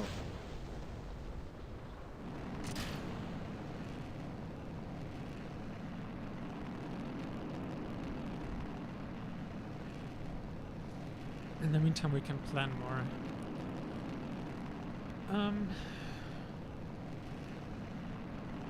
Yeah, so I guess we'll do more. Maybe we should actually... we could even go back now and build the tooling for this one. Because... actually no. Because when we were flying sideways, we didn't get to space properly. So we do still want maybe one slightly bigger sounding rocket.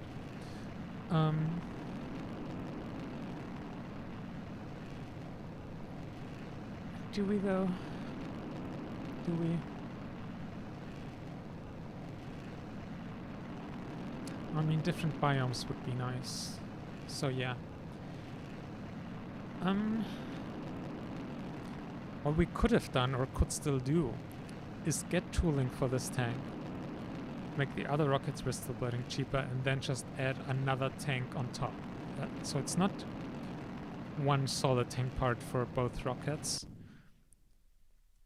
but we can still have a bigger version of this one. Now, did I press the science buttons? I'm not sure. So let's do it again. Honestly, I don't even see a reason for science to not just be always on. Can you just make it so that they always start out in ready state? Which is also great, because you just don't have to bother with like manually managing it. Also, we're reaching apogee here. Let's just take in a moment here. This is a great way of knowing how much of Earth's curvature you see at what altitude. So we're now at close to 300 kilometers, 278 and counting. And it's just beautiful.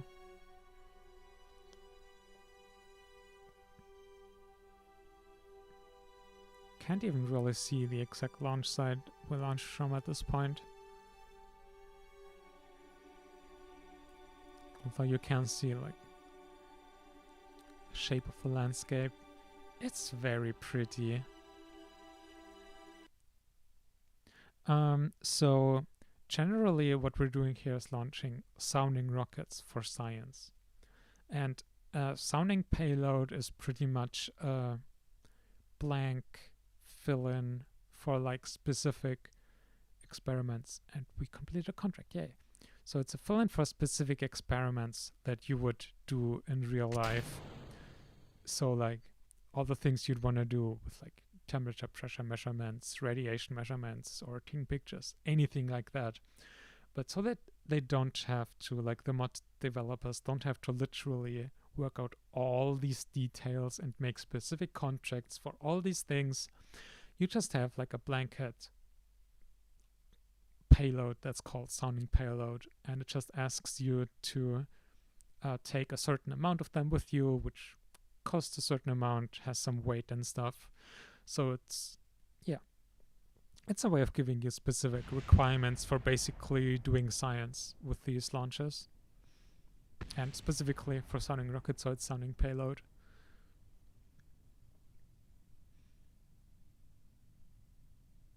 Nice Earth, definitely my favorite. It's a very nice Earth.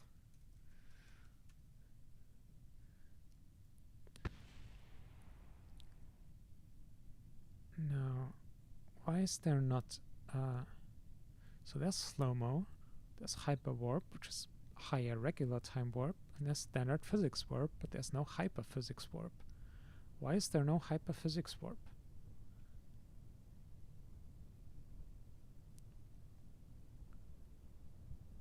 Use lossless physics. No. Do we just have to create our own physics? Yeah, no. Oh, jeez, not that much. I mean, I guess it makes sense for specifically the people who actually, if the regular goes to 4, we can start this with 10. That's actually fine. And then 2050 or something. Makes sense that you have to do it manually, because it's such an advanced thing, and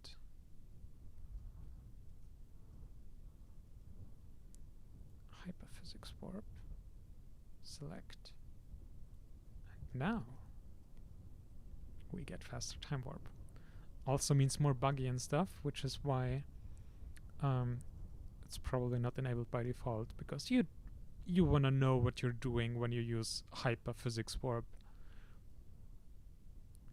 Going to 4 times physics warp. So generally, first, yay, successful recovery. Just a side note, we had a successful launch, like no big deal. But yeah, so there's 2 time warp mechanics in Kerbal Space Program. There's regular time warp and physics time warp. Physics time warp, as the name implies, includes physical calculations. So like if you're flying in an atmosphere, you can only use physics warp because aerodynamic forces still need to be calculated. The regular time warp only works when you're in space, when you're not in an atmosphere, and it goes way higher as a result because it's easier to calculate because you don't have to calculate all these forces all the time, which then allows much higher time accelerations, which you then need for like interplanetary missions and stuff. And there we still got 12.2 credits, science credits with this launch. It's amazing. 22.5 science again. Our main issue at this point really is just the time it takes for researchers to complete. And we'll just research straight for the capsules at this point. So what do we need? We need the early human spaceflight aero materials, so these. So we're also going to need these. After these, we can get, yes, rocket engines. RD-107 on 108s, excellent. Also, let's see if we can find another of these engines suitable for making a first orbital launch vehicle. But still, I'm very excited for these engines. Okay, contracts. Now, altitude sounding rocket difficult. 110 units to 170. That should still be easy for us, actually, at this point. Low space film return gives much more money. Reach 100 kilometers of altitude and 200 kilometers downrange with a film camera. The downrange might be our downfall here. Or actually above 100 kilometer we've managed with a sideways going one, and I bet that was more than 200 kilometers downrange. So let's accept this one, and yeah, it doesn't let us take the altitude sounding rocket difficult at the same time anymore. I would have loved to do both, even though we can't do both at the same time either. Actually, we don't even need to change any rockets for this one. It's just with the film camera, which we have on board anyway. Included, reach 100 kilometers, return home safely. It's just a thing we do anyway. So this is for our next one, which goes west. So that next rocket will exactly do that. Perfect. We can actually build another upgrade point, and we got another one. Oh yeah, I think from getting research points, you get upgrade points. Maybe every 10 or something. That would explain how we got the points we did. And this one.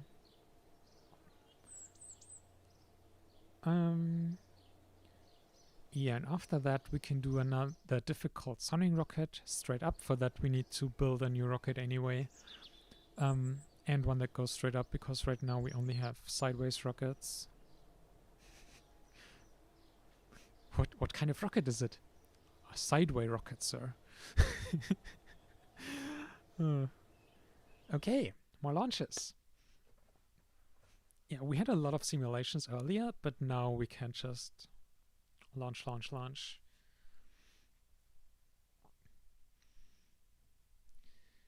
Having input the time and effort into making sure it flies properly and like we want it to, it does pay off. We do appreciate generally just how the whole process of real engineering is mirrored in this game, with just like literally us having spent hours writing checklists to be able to play this game properly, because it's just that complex and so many things you need to think about and plan for, and so much time just generally you need to put into preparation and mission planning and everything. And especially then also with like the chance for failures happening, having to plan for that. It's so extremely fun for us. It can also be a lot of work and overloading, but also so satisfying when it all pays off and works properly. And the most satisfying thing is like when things go wrong, but your planning allows the mission to still be a success. Or at the very least, not a horrible failure. Like, one of the missions that's imprinted in our mind the most in Realism Overhaul, apart from like the first crewed moon landing we did, like that was like one of our best gaming moments ever. But apart from that, we also had a career where we had a crewed lunar mission as well, but we had engine failures. And it was like even several, like I don't even know how many. Was it 3? Something like that. Including during launch into LEO, so low Earth orbit already. Not just did we get safely to orbit because we had planned for redundancy, we continued the mission to the moon. Oh, I forgot to activate the science. Yeah, it doesn't start unless you press the button. So we should either experiment info science arc. I want to have a setting somewhere that just automatically runs all the science all the time, because anything else is silly. Like right now I just wasted science because I didn't remember. Actually, let's revert it. That's just silly. Like it could just run all the time.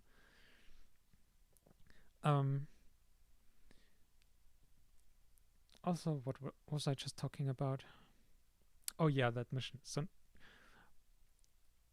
yeah, not just did we safely launch, did not lose any crew, we completed the lunar landing mission objective. Like, full mission success despite several engine failures. And science start. That's just so satisfying. So, also, like, engine failures are the things we look forward to the most. Like, unironically, they make this game so much more fun.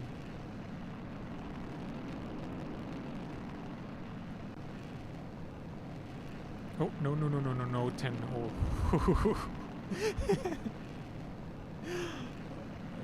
Wow.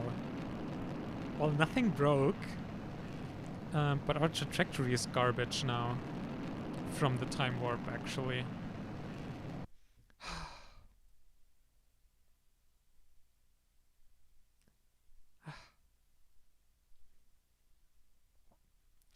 Yeah, and that's why high physics warp is something you should use carefully. I should have said it back immediately. It's not a surprise, I forgot. And actually with the revert, the change might not have gone through.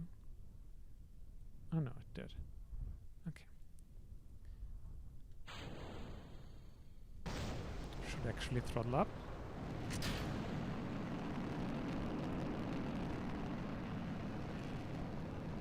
Let's just run it full without time warp then. Okay. Also, I'm a little bit surprised actually at the lack of failures so far. Like, we had one performance loss in one flight, but it didn't really make much of a difference at all, and it was pretty late in the flight as well. Also, so the way the engine failures work is also, the more engine data you gather, the more reliable engines get. So here, this is the data we have. 10,000 is the maximum. For this engine, we're now at over 5,000 points already. And also it says here 923 seconds MTBF, so mean time between failures.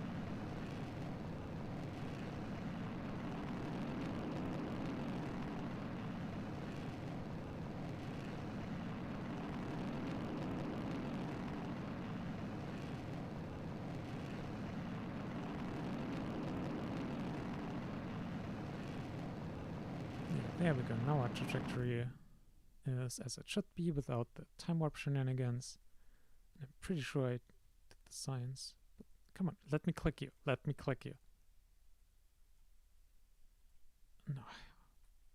I guess I forgot it after the latest relaunch, but whatever. We'll just leave it now. Oh no, actually we just got into the high altitude regime anyway. So that's fine. It's also really close. Like we're getting to 107 kilometers and we need to get above 100 for this contract. So this is a close one.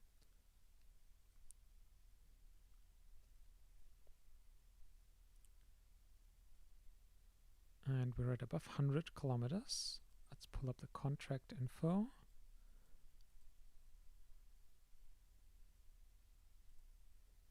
Here, reach altitude, downrange, check. So we're going to be going about 400 kilometers downrange, which is good to know. So we can also plan for it in the future if we get more contracts. So we can go 100 7 kilometers up, 400 kilometers downrange, or about 300 kilometers up. That's a decent enough capability for this rocket. I'm happy with that.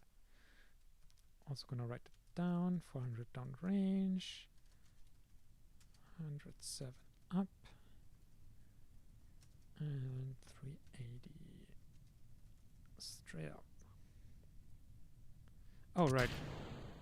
We forgot to decouple, but we didn't explode. That was pure lucky. And yeah, playing this game while also like talking constantly and being distracted, not always ideal.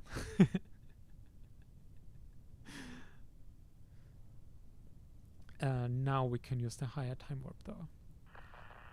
And safety procedure, we'll leave this window open when you use it, so you can't forget to close it again.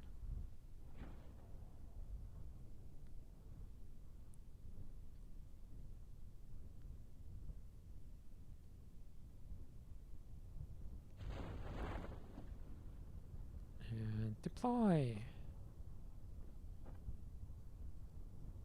20 time warp. Oh no, that's getting very buggy. And a parachute sometimes below the craft. That's not how it's supposed to be. Let's go back. It probably doesn't save us much more than a couple seconds, honestly. But doing the time warp shenanigans. Recovery.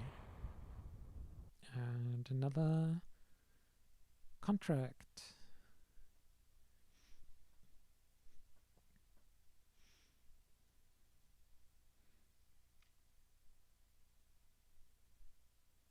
Losing overview of other contracts we have open. Do we have that difficult sounding rocket one, or was that the one that got locked out for doing this contract?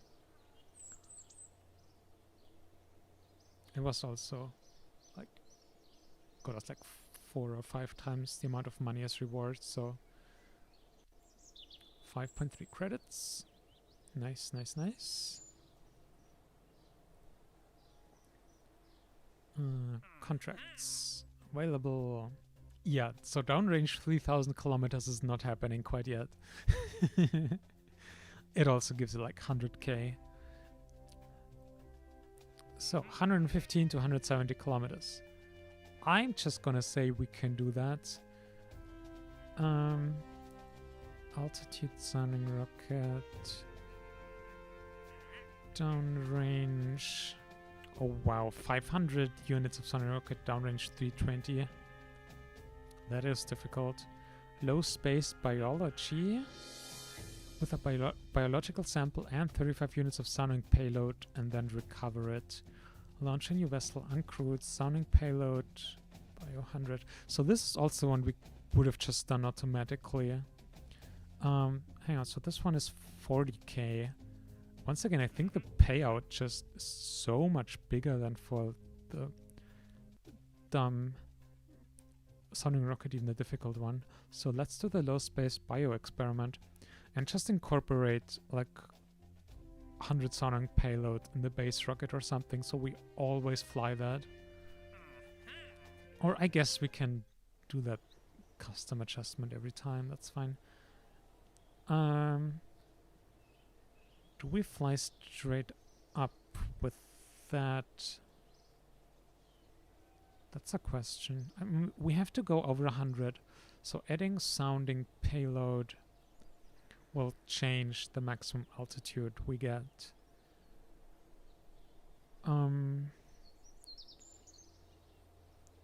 But it's just 35, so it's not a lot. Still, it would suck a lot. Or not, I mean, we would still get science doing that. Actually, let's just try it. Let's add it in 35 units of sounding payload. And if it doesn't work out, we'll do a vertical launch.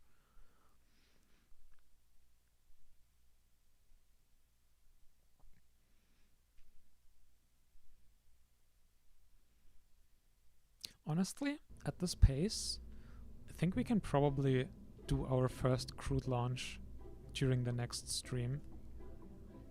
which is not too bad. So let's take our service module. Let's fit it to the structure again. That was fine. Cost plane. Tank type SM1. We only have one service module type at this point. Sounding payload now. How much should we want to like put always on? How much are you? 60. How much is that? That's 40 kilograms wet. That actually shouldn't change the characteristics of this rocket too much. So TWR is... let's just look at the delta V. 3397. And where do we add it? 3397 to 3372. So it cost us 25 meters per second delta V and 100th in our TWR.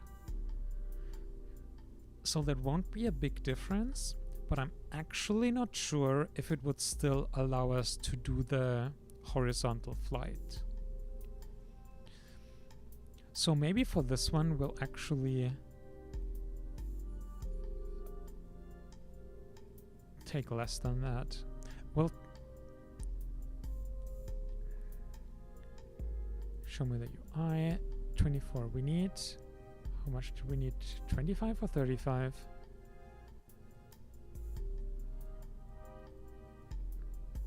35. So let's do a 40.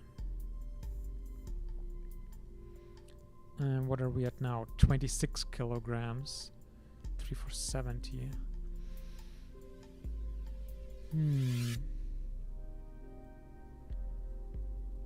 I mean, I guess we don't need all the downrange distance. So I could adjust the rotation. Fuck.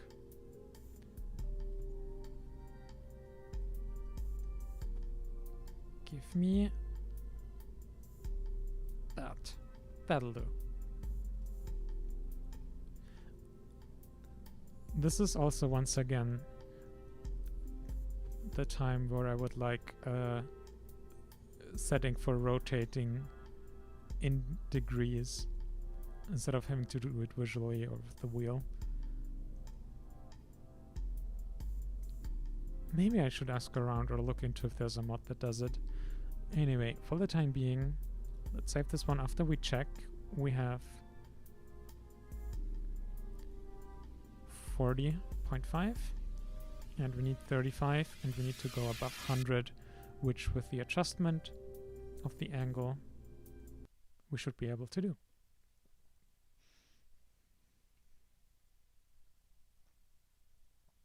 And yes, especially early on, you need to optimize a lot of things. Or I guess you don't technically need to. You could just go even just way more overboard with everything. Like, we're not that short on funds, as you've also noticed, and we just buy upgrades all the time for the money, and you could have easily more expensive rockets instead. And just things will take longer to build and stuff. So that's also possible. And like, this is pretty much the default settings. Like, you could also make it harder and stuff. But yeah, I mean, we try to be, well, not always, but right now we're trying to be somewhat reasonable. Also, let's fly this one first, which is the modified one with the sounding payload for the contract.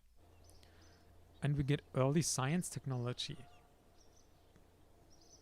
Bing.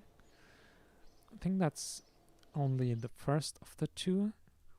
So that'll only give us ion mass spectrometer and Wait, advanced biological capsule. A capsule containing a monkey or a small dog. Returning the sample is crucial for scientific and ethical reasons. Yup. Include experiments biological sample. Why does it say advanced? What's the default biological sample?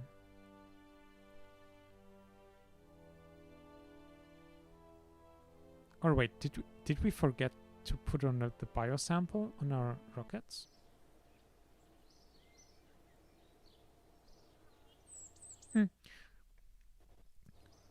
We can check the next time we're doing something with the rockets.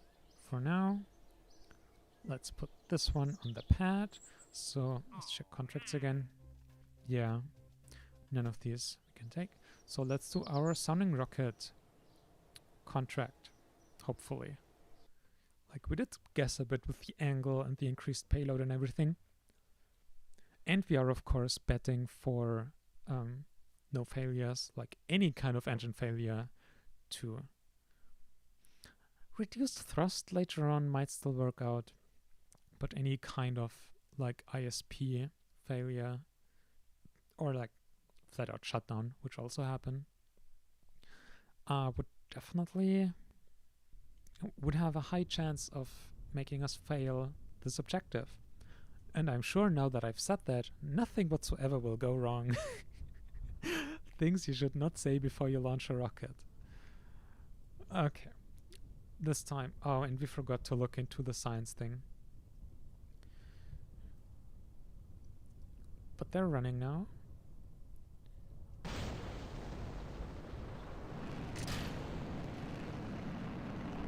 So let's go. It's been a while since we've had a simulation. Just real launches. Hashtag just real launches.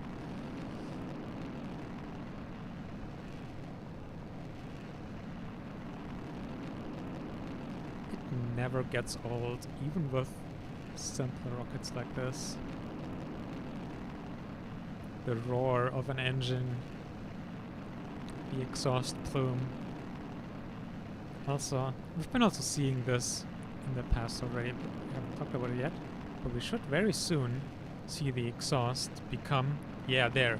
It lost the Mach diamonds and the structure we talked about earlier with like where it expands and compresses again.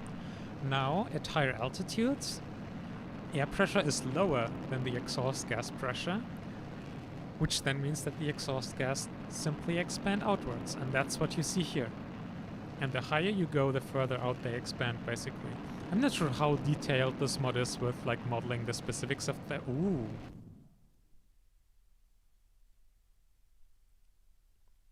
Okay, but we're fine. Our apoapsis is 130 kilometers. I think this angle that we have right now is generally much better for launching here. It has a bit of a margin for error for all these above 100 kilometer contracts. A shame that we didn't save this orientation, so we have to try and recreate it. Ooh, okay. But at least this launch definitely worked. That's good. Let's look at the science. And then time warp. I think it's time for hyperwarp. Maybe we'll do it a little bit less. It's, yeah. Let's try something like that. And select. Now we're so high up, this should be fine, even though you can see the rocket like kind of tearing itself apart, like the joints stretching out and no longer being physically connected. Also, we should decouple. I remembered. With just our return capsule thing, the physics warp is also much less critical. Like, there's not really a way for this thing to tear itself apart. There, 15x. Saving a lot of time.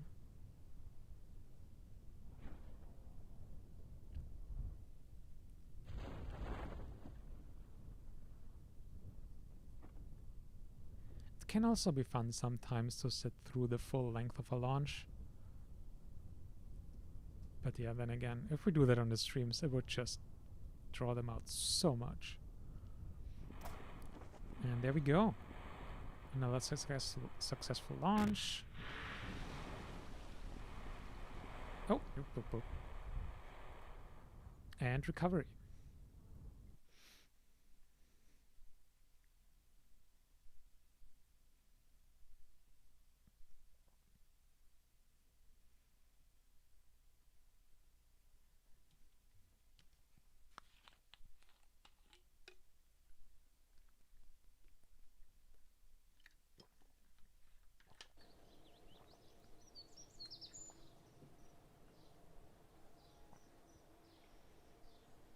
It's cool that we're still getting science from these. There, 6.1 again. Shores, Earth flying high, and planetary photography. Probably water. Wait, this one's north. Yeah, okay, that makes sense. We should have had one like northwest, so that it's along the land, because there was a forest biome that we caught earlier for a bit, which was one of the reasons we wanted to try launching in that direction as well, and not just like out into the ocean. But yeah, we would have to go northwest instead of straight north for that. Okay, I think we have, what do we have here? South. So you have no payload at this point. Low space. Film return 150 with downrange 400. So we can't do this one actually. Altitude above 120. I guess these get consecutively harder. I think we got to 130 something with a bit of a sounding rocket payload. So we can probably do this if we get the sounding payload on board.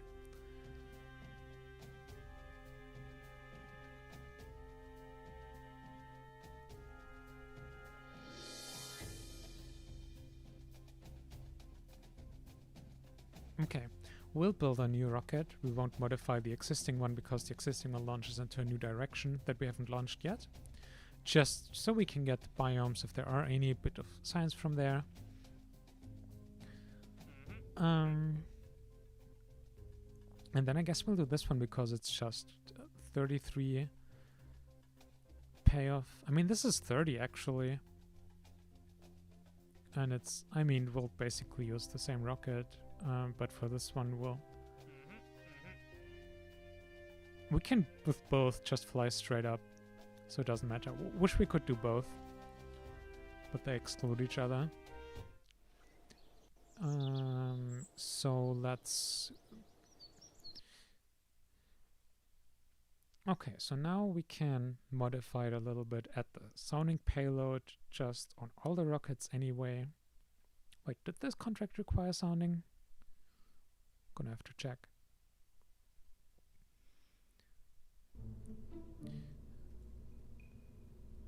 But either way, okay, you're north. Interesting.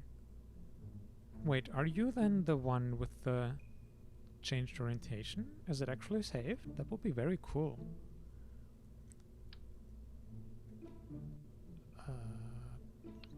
But let's by default have it go to east.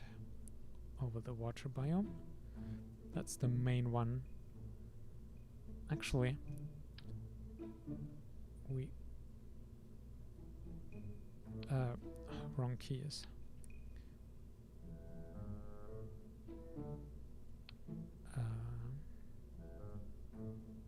I'm getting a little bit confused here. You're now east. So then you look off. That's not straight. I mean, that's pretty much what we've been wanting to do now. Have one, like, go northwest, which it looks like it is now.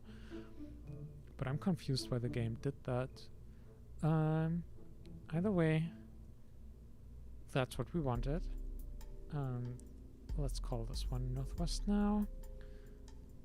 The angle, I'm just gonna hope/trust that it's fine. And I don't think... Oh no, this one then has a tank already with 40. Do we need any for this contract? 75 actually. Almost twice as much. How is that? Tank 67. 75.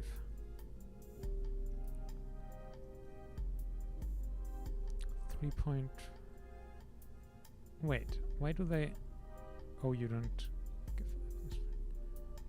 No, hang on, why do your delta V's differ? You should both be vacuum. What are your masses?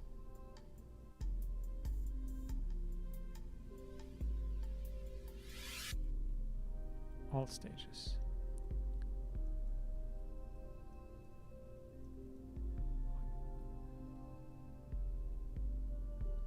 2.7, so they have different... it might be the structure. No. Oh, science. Kerbalism? No, it's launch pads. Does Kerbalism have an icon here anywhere for settings? Toolbar, far, launch pads, engine, control.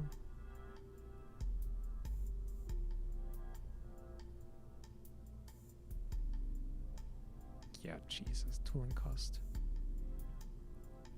But I was earlier wondering also if there's a preview for what the cost would be after tooling, so that's very good to know. So that's in the RP.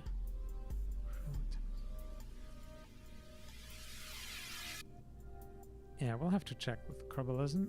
In the meantime, one thing we can do for the science thing is have them in the staging group. So literally, once we hit, or technically every time we stage, but once we hit launch, the science will be automatically running. So then we don't have to worry about it anymore, and we can't forget. And we do have a biosample container.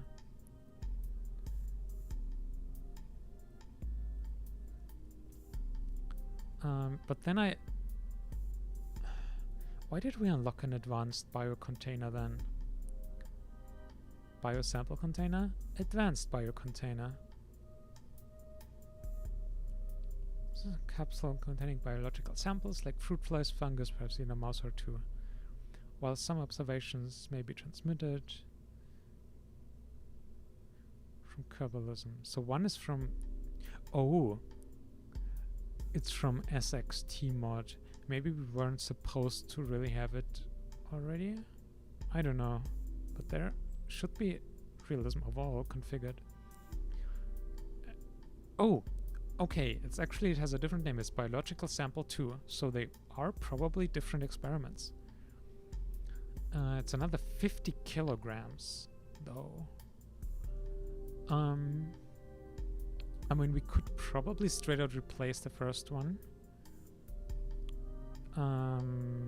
Science. I know there was a way to, like, look at science experiments you had. Now, biosample. Completed, so 80% and 60%. So we can still get more science from the basic biological sample. Because I was just thinking about replacing it, but maybe we'll just have them together.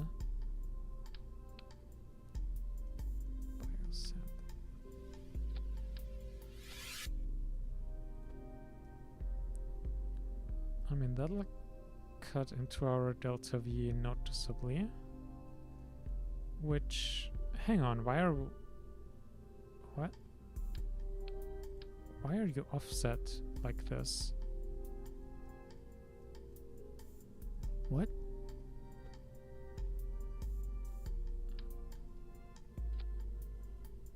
That's...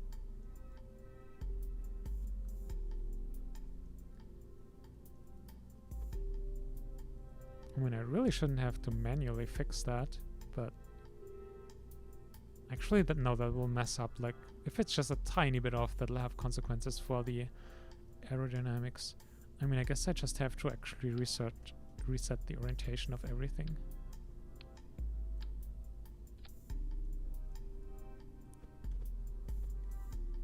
Or do I have to build a new parachute?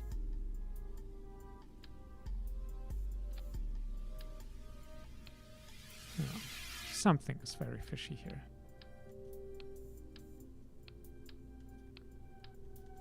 So I'm now just resetting all the orientations.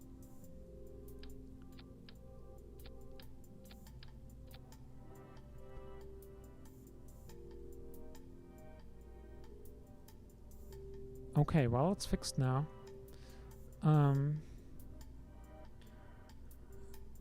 Now we can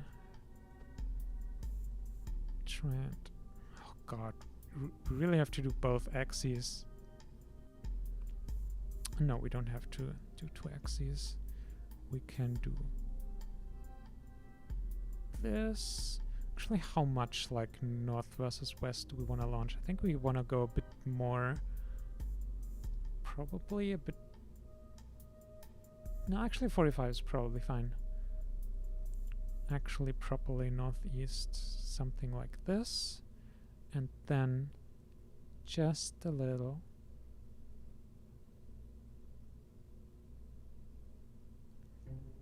Is that too much?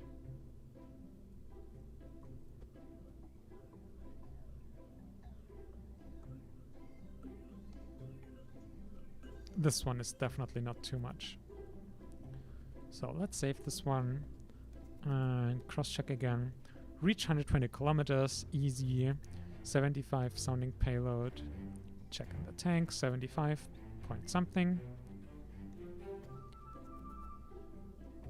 And recover it, include bio experiment, recover, all done. Launch. So we build it. And let's queue another one of these up. Straightened out. I'm just gonna call you the new version. I'm probably gonna include a bit more sounding rocket payload, sounding payload. For more contracts, like 200. Right, we just need to make it bigger. There, 200.6. Save. Wait, did we build one of these already? I don't think so. No. So now we can build one of these that go up. And I'm gonna load this one and rename you. Also 2. Come on. You can do it. D. And now we go and fly more rockets.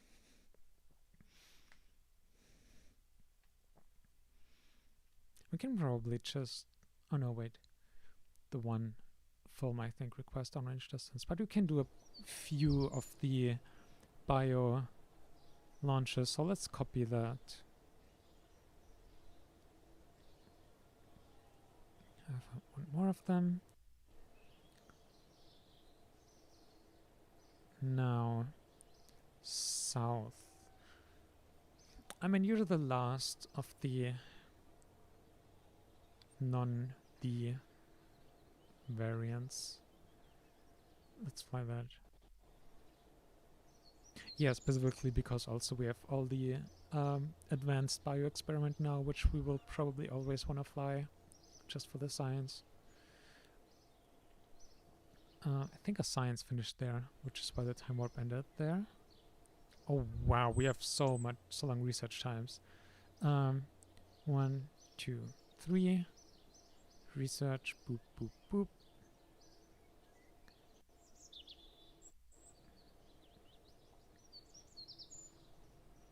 Oh, we did a new rocket version with new science experiments, and we forgot to add the micrometeorite science experiment that we unlocked.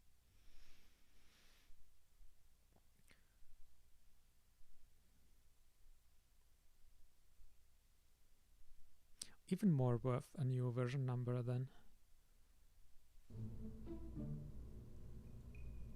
Okay, science. We even looked here for the biosamples. We just didn't notice it. Come on, give me a few. Sit here. And you go there. And I mean, for completeness sake, we don't really need to have it in both here, but I'm going to put that in stage. And the custom action group, so it'll also run. Now, you are exactly this. Okay, we can override that. Yes. And, okay. No, we have to save the edits now then and fix the other rocket again later. Like, yeah, complicated. We can't save the edits and then still take that rocket, remove the tilt, and save it as something else.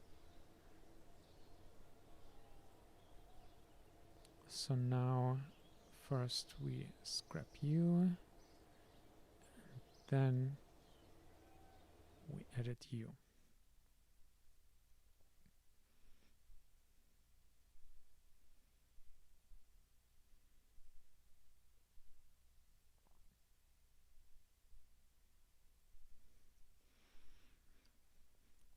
And yeah, especially then with all the build times and everything, you're really incentivized to make the most of your launches and plan what you're doing.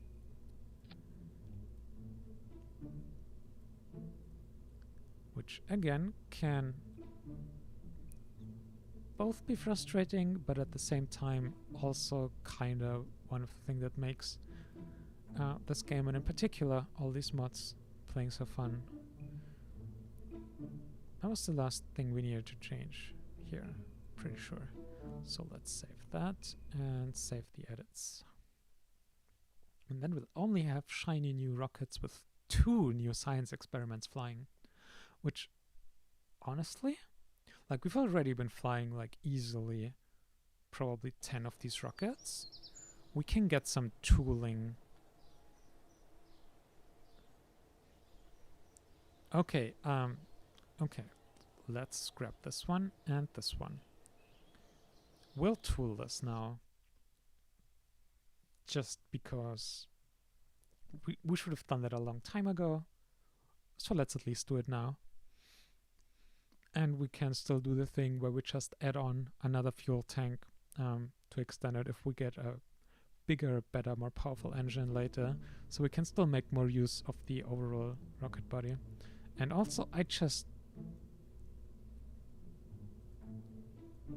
want to do it.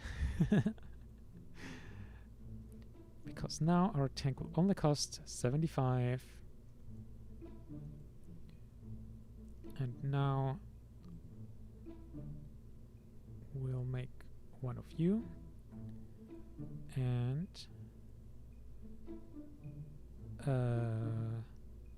okay, yeah, you can go. And one of you. And honestly, at this point, wait, hang on. Didn't we?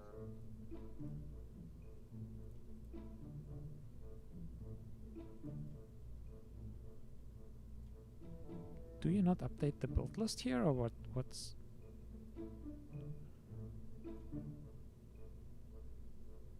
That's weird.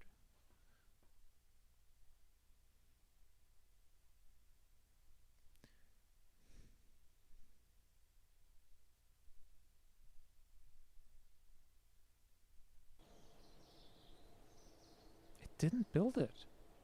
Why didn't it build it?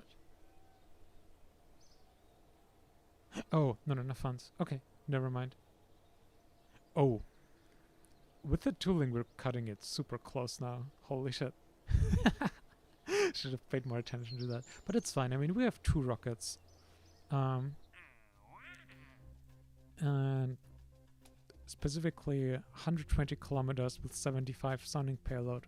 Actually, this rocket on the pad can't do that. So we can't actually do a contract. We could... uncrewed spool rocket of 3000.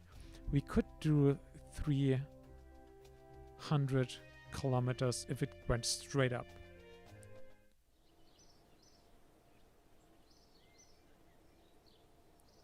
Okay, I'm gonna let this wait here. If need... Okay, I'm gonna check... Oh no, I would have to roll back for that. Oh dear.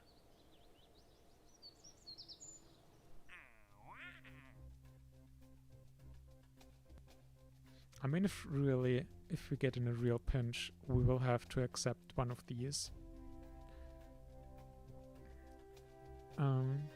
Breaks sound very crude. If nothing else, like, we'll slap a airplane cockpit on a rocket and break the sound barrier that way. It's a bit silly. But otherwise, let's continue as planned.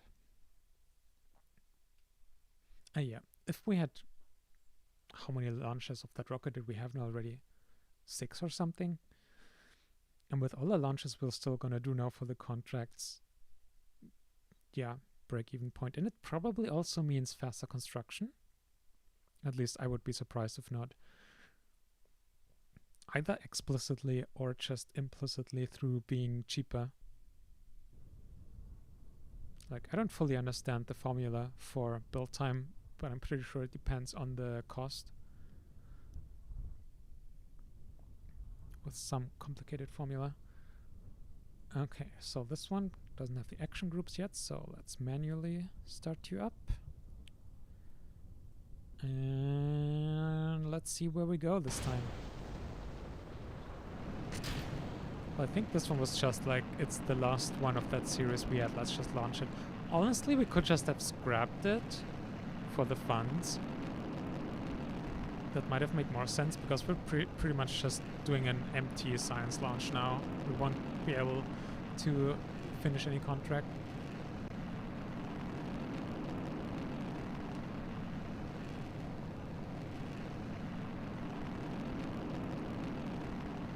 Also, we're streaming for 3 hours now. Probably in a few launches or something. That'll be it for today.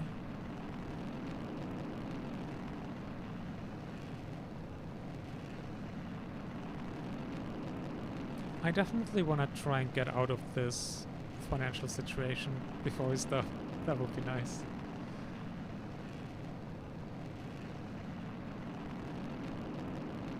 Get a few more contracts in.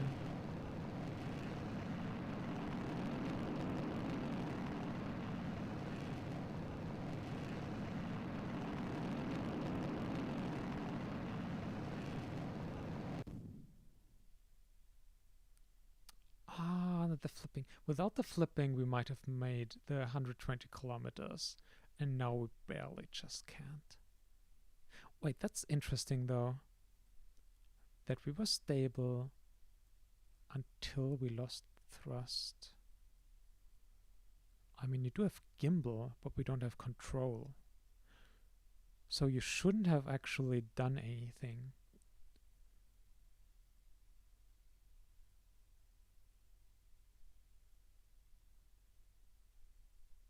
Oh, no.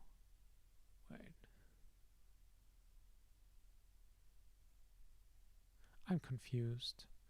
Either way, not much we can do at this point instead of beyond just time warping forwards.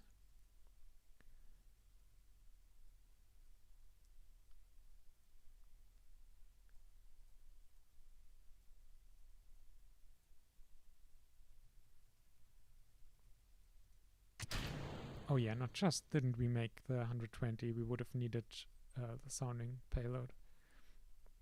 So we couldn't have finished the contract anyway. Doop-de-doo. 15 time warp.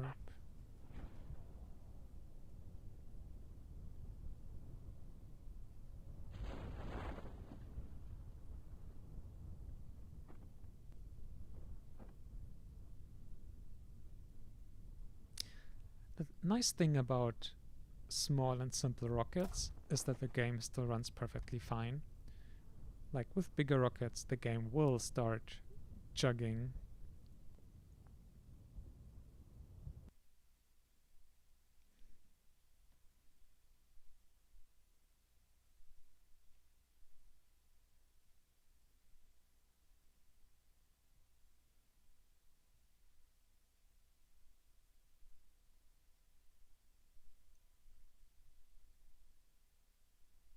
We'll get a tiny bit of funds back at least from the recovery, and this. Although I don't know how to remove this window now, but oh well. Yeah, 5.6 science. How are we looking anyway? We have 23 science free. We could... Jesus, this window. Please go away. Oh, jeez. RZ series. British one. RD105, 0109. So these could be nice as an upper stage engine. And all kinds of engine upgrades. New configs. That probably makes sense. Like, start out... actually, hang on. It might not be strictly required for the basic capsules, which is what we're going for at this point.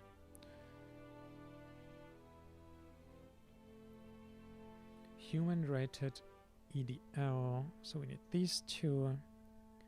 We need early flight control, and we need the materials. We don't need this engine node. It would be nice to have, but it's not strictly required.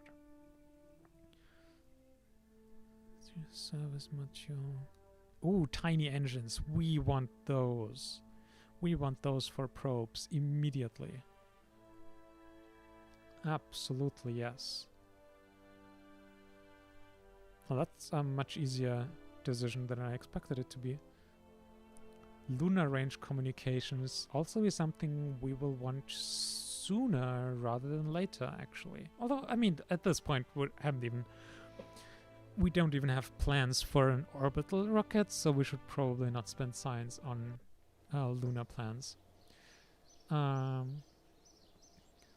So let's hope we didn't make any mistakes for this rocket and that we can complete the contract with it.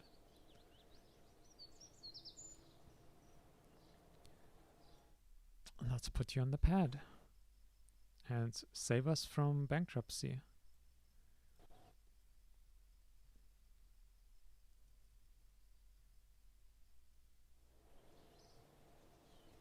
Early morning launch here at the Cape. Which maybe we should also have taken a different yeah, we should have taken a different well, launch location. We always play just with the default at the Cape. Bit of a variety would have been cool. Launching from Baikonur. We should do that at some point. I don't know. I know in the past there was an option to like have several launch pads in different locations. I don't know how that works here with the mods we have currently installed. But if that works, we could look into buying another launch pad there. Okay, so we have our vessel. Let's do a quick check and go over what we have here. Specifically relating to the contract. We have a biosample container. The only thing left that's unchecked that we need to do is reach 120 kilometers and return. And this should be a straight up rocket. And it is. If not perfectly, then close to it. So this should be no problem at all. I will also put you up just to check that if it starts working when we stage. And it does. And I forgot to throttle up. And there we go.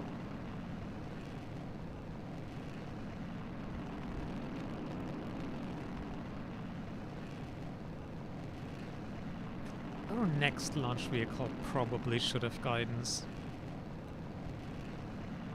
which will both facilitate not having to have several rockets in different orientations, also just adapting to different needs on the fly, and increased stability as well, because we still have some issues, although like at least now not during the powered flight phase. But we do have these big fins to help with that, which also add drag, so if we could... We still want some passive stabilization, just because the game is honestly pretty bad at compensating for it. Like... Which... So, it's also understandable, but basically it's just way not responsive enough to handle the instabilities in atmospheric flight. Like, it just can't deal with it. It would have to be so much faster. But it's also understandable because it just depends on so many things, like how big your rocket is, the engines, the available gimbal you have, and everything. Like, there's so many variables here. Even like specifics of the mass distribution of the rocket that'll determine the what's called the moment of inertia or something. Don't quote me on the English terms specifically. Learned all this stuff in German, but basically, yeah, it determines the properties of like also how the rocket will rotate. Like if you have a rocket and two side boosters, then you have a lot more mass in this plane, and that'll affect just the rotational properties of it and everything. Now, the mission. We have science running, and we just need to return home safely, and for that we need to decouple. So let's do that while we admire the view for a minute or 5 seconds, because now it's time to time warp back down. We should also be getting new science from our advanced biology experiments or biological samples, so that's exciting. Looking forward to seeing that. And let's also watch the rocket explode there.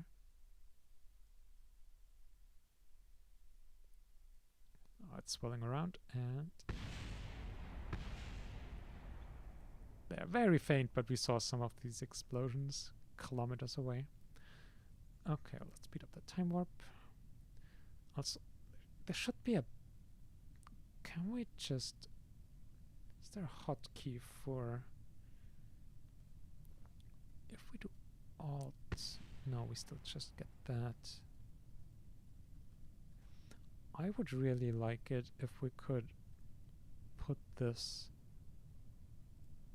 on a hotkey so we don't have to do what we're doing now to constantly... Did I just delete it? Did I just delete... Oh, jeez.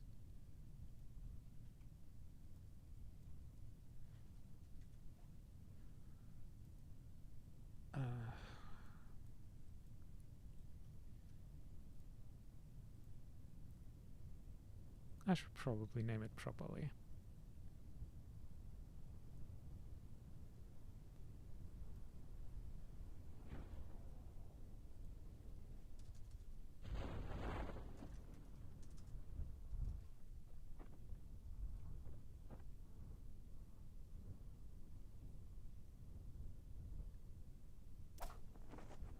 Okay.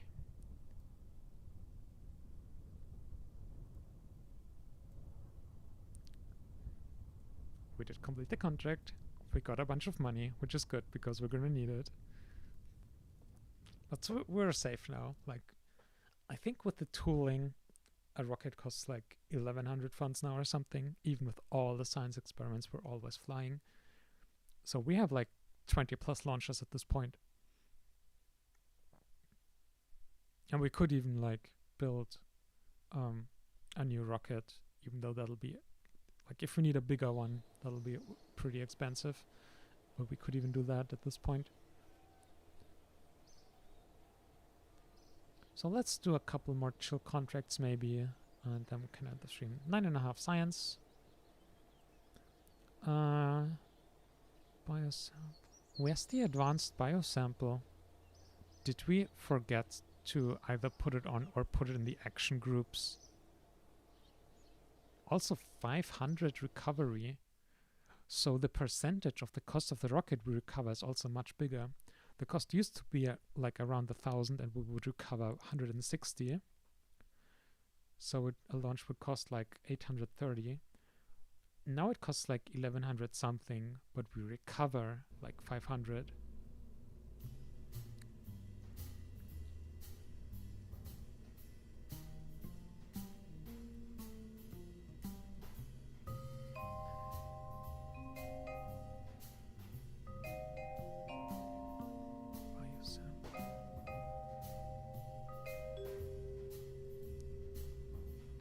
We forgot to put it in the action group, so that's why we didn't get science from it. Jeez. Oh man.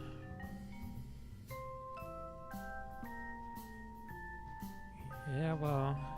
Okay, we don't even have a rocket queued up, that's good. I was just gonna delete it. Literally don't even have to physically change anything. But that was still a bit of a fail there. And let's just put one in the queue. And then we'll check what contracts we will finish with the rocket. Build first, ask questions later.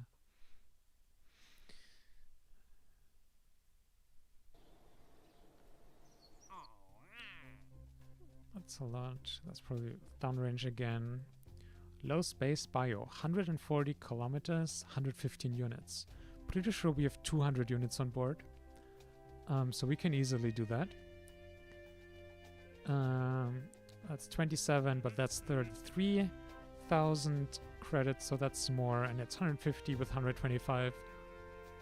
So yeah, we're at a point where we can just do any of the, either the pure sounding rocket altitude thingy, whatever it's called, or the camera one. So we're pretty flexible, which is nice. Duplicate you. That was just in time. Roll out. We can launch in this. Actually, I want to try something. Let's fast forward so the sun is just below the horizon, and then we'll launch. It won't give us as gorgeous of a plume that creates in real life, but it should still be fun. Like in real life, it's just about the most beautiful thing you can ever possibly see in a rocket launch. When you ascend and then the plume illuminated, so beautiful. It's also something that makes like people call emergency services, like because they're confused by or afraid of what's happening in the sky. It's just a beautiful rocket launch.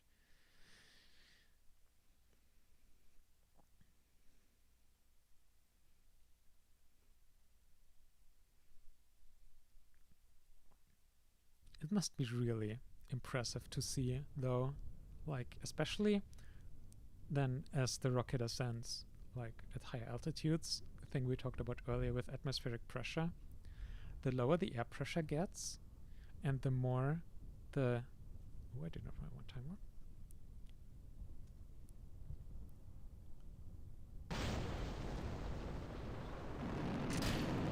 The more the exhaust gases expand outwards, like it gets ginormous at some point.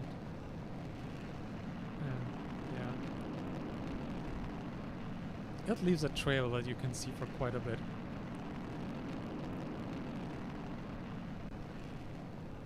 And there we go, the sunlight is hitting our rocket already. But yeah, no super pretty plume illuminated. I mean, that would really be asking too much. Like, I am already so stoked about these new exhausts and how pretty those look. There have been several mods in the past that attempted to make pretty rocket exhaust plumes.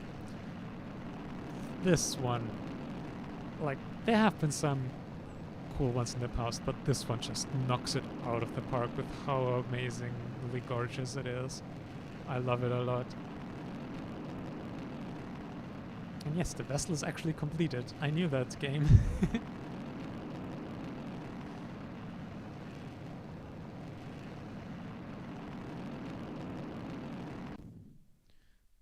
Where are we? 258 apoapses. So with our sounding rocket payload and the additional biological sample, we are down like a good 100 kilometers in apoapsis. Which is about, yeah, sounds very reasonable and what you'd expect. How did the engine perform? Nominally. We're also getting close to max data on the engine. Okay, let's time warp.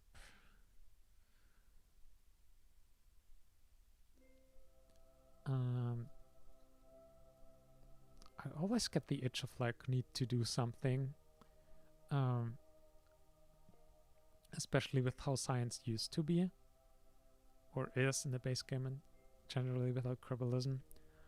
But no, it's like if it's activated anyway, you just watch it. And there's nothing else to do except decouple to make sure you re-enter safely. Also, if you get confused by these different looking nav balls, we'll get there. That's part of Principia, so the in-body physics simulation.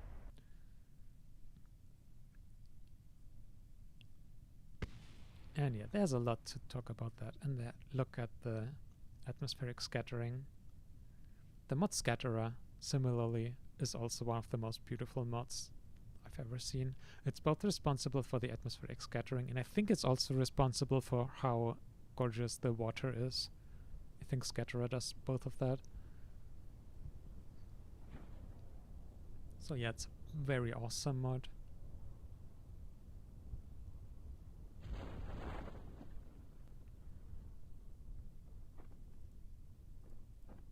Hyper. Woohoo! Oh no, that was too much. That was too much. And that happens when the time warp gets out of control, and we actually we got positive result, like finished a contract, so we need to revert that actually. Yeah, parachutes are not the most stable things in KSP.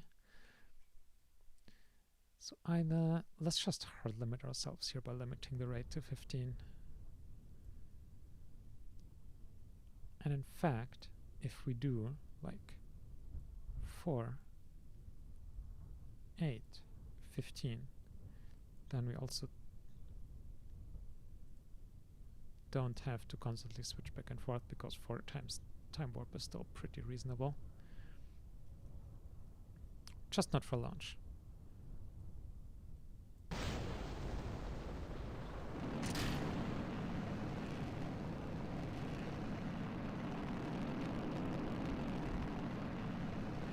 I would like some kind of automation for like releasing the rocket once the thrust reaches its maximum, or like 90% of it.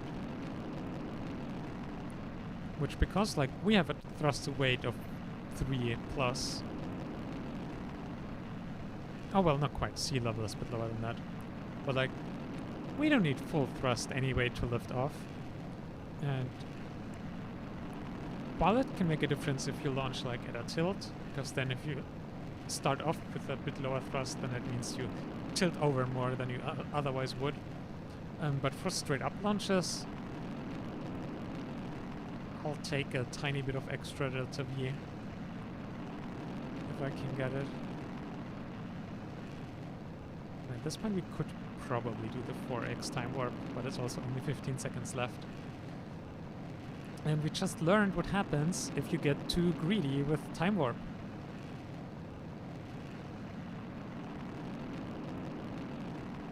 Just to check, science is running, yes.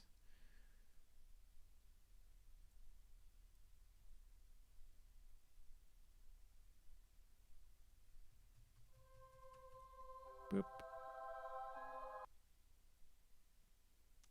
Very quick up and down. And couple and warp. At least until the parachutes open, we can warp decently fast. 17.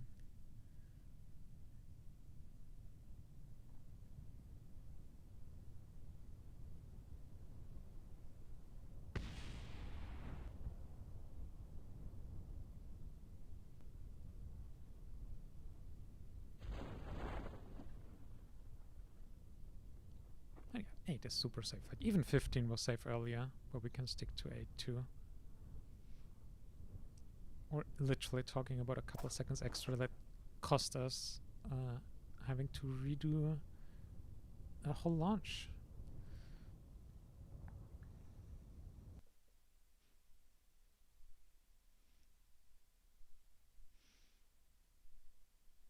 Yeah, let's maybe do like one more launch and then we'll call it a stream.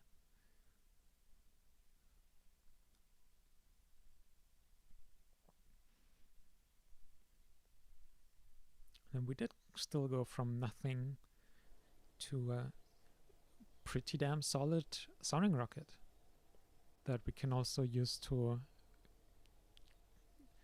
keep doing contracts that are still easy at this point.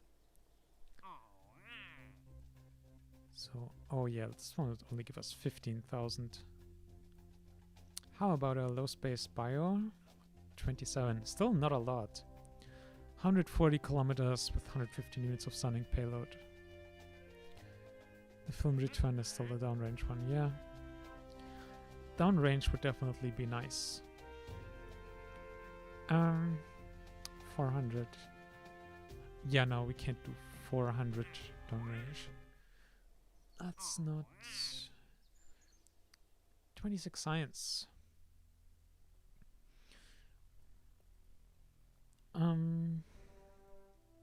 Early avionics and probes.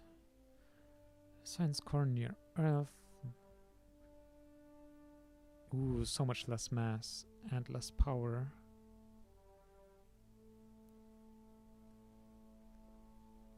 I mean, it's... We are gonna... wanna do a whole deep space avionics. Yes? Like, we basically want to go pretty soon for, like, uncrewed lunar mission. It's just have a tiny, dinky little probe fly past the moon. Not even orbit at first, just fly by or even impact. We'll see. So that, at this point, actually kind of...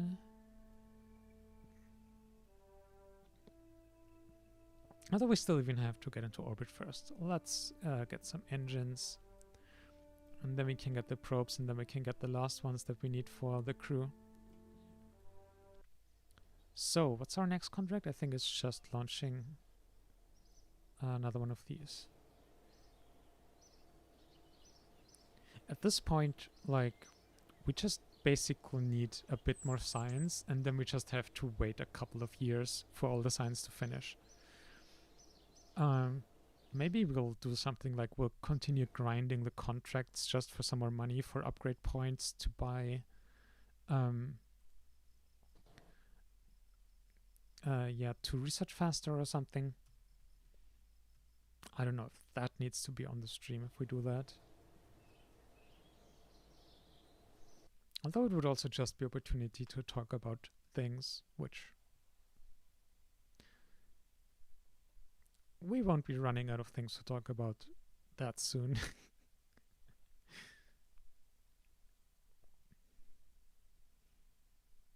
Yeah, we'll see. We'll think about it. Also, I mean, it depends how things go, but kind of planning to do these streams a bit more often now. Just, yeah, like generally when doing careers like this, it's kind of always itching to continue stuff. So if spoons and everything allows, that's the contract. Wait, hang on. I hope we do have a contract here now. Yes, we do. We didn't just launch blindly. We could, hang on. Did we forget to build a northwest? Okay, so that'll be the last thing we do after this rocket. We will build one that's launching northwest, and it'll be tilted, and we'll try to get some science. Oh, we might need to... actually, hang on. Oh god. If I can get the advanced... oh, there's also actually graphics. Advanced biocapsule is running. Okay, so we did remember that for this rocket. But I'm not sure if the northwest version we saved separately has the biosample in the action groups yet. So gonna fix that if I don't forget again, which is a high possibility. And then we'll launch one of those to try and get some more science, maybe over a forest biome or something. And yeah. And then we'll call it a stream for today. So there we go. Up, up, and back down. And separate, and time warp.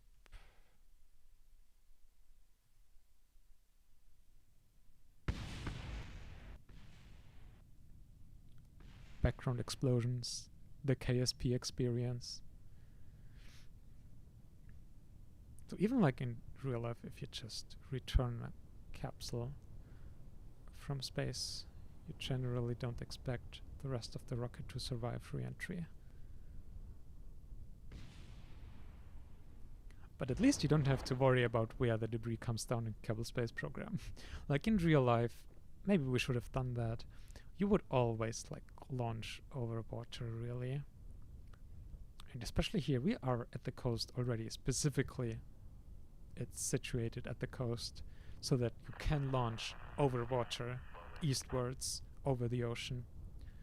Both for like intended stage separations, those ending in the water, and also just if things go wrong, it'll go wrong over the ocean. And we probably should have and could have done that to just angle all launches ever so slightly, so at least it won't just come back down and explode on top of the launch area again, but then over the ocean. Like, you just need a couple of kilometers of downrange, which is just the tiniest bit of an angle you'd need for that. Like, I wouldn't be surprised if 1/10 of a degree could be enough already.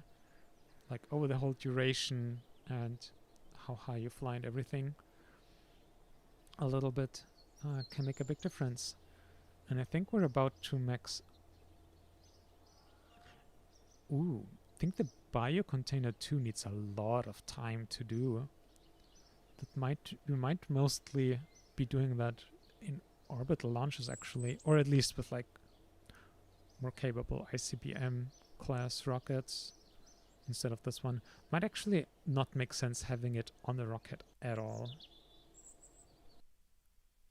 Like, I think it's 50 extra kilograms, and if we get like basically nothing per launch, although I mean it still has something, and if we're gonna do dozens more of these launches, it'll be science points. I'll probably take, like, at this point it's not like we're that desperate for more performance for these launches. Like, we could need a bit more for like doing the film canister launches, I think it is, because they both want to go above a certain altitude and so far downrange, which is like the maximum downrange altitude of the rocket to begin with. Advanced bio. Yep, we hadn't added it to this yet, but now it is. Not that it'll help very much. And save, and I mean, I said we would launch this, so we're gonna launch it. It's like 1,000, we have 80,000 funds again. Like, it's, even if the rocket doesn't make that much sense, we have the money, and we're still mostly time limited from research. Oh, voice is starting to give in too. Another sign that it's a good time to stop the stream. Still gonna buy one more, definitely. For more science.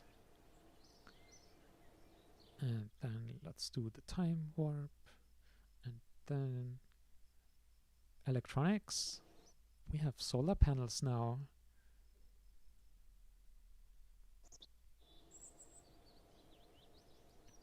And then rollout. And let's go. Hang on. Don't think we accepted a contract. 150 altitude for, oh yeah, that's that one. Oh, we don't have a thingy. Bio contracts. Oh wait, advanced biological suborbital experiment. Reach orbital. Huh? What does that mean? Orbital. Oh, okay. So in orbital reference frame velocity of 2 kilometers per second with a minimum altitude of 140 kilometers with a biosample and 200 units of sounding payload, and then recover it. I mean, we do crack 2 kilometers a second. I don't know if we crack it at 140 kilometers. And we do have to fulfill those at the same time, above 140 kilometers, above 2 kilometers a second. So we'll actually have to go with just boring old sounding rocket contract. Although actually, wait, we are launching a angled one, so I'm not sure if we'll reach 170. But we will definitely get this one, I think. Assuming we have sounding payload, but I think we do. I think we have 200 units on all rockets now, which is a bit overkill.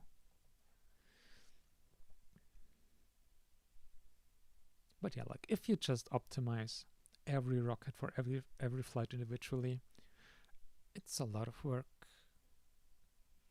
So it makes sense to just over provision a bit so that you can fulfill a bunch of contracts, which again is what real rockets do. Not every rocket is tailored to a single launch. You always have compromises and a bit extra capability and stuff. Okay.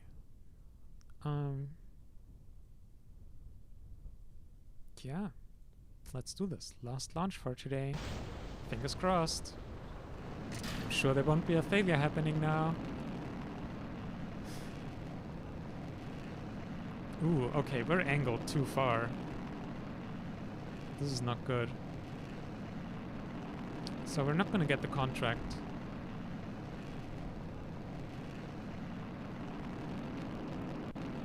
Oh my god. This launch is a mess.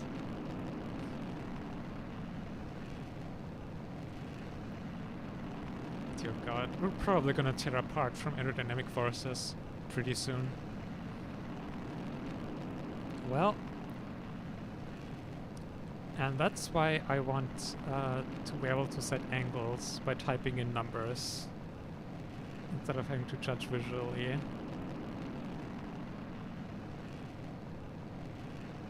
And we'll probably be setting a speed record. Actually, how much? 60 kilonewtons of drag. Man.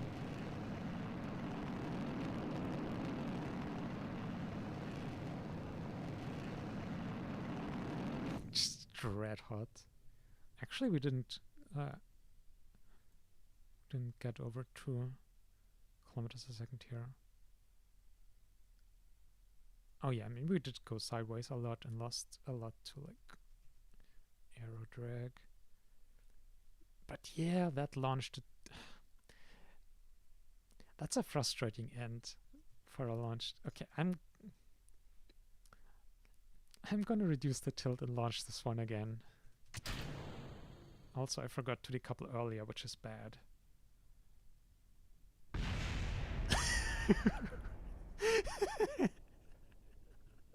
Well, at least we got a pretty explosion out of this. So not all is lost. Worth paying 1,000 funds for. And we might still get a little bit of science. I don't know. Might not actually get much at all. It really depends also on what biome we're over. Because at least the biome might have worked out as intended. So if nothing else, might be able to confirm that we had the right idea. And yeah, we can max time warp now under parachutes. Okay. Now let's see what biomes we got. Oh yeah, and we get like $500 back anyway, so it only cost us like 500 this launch.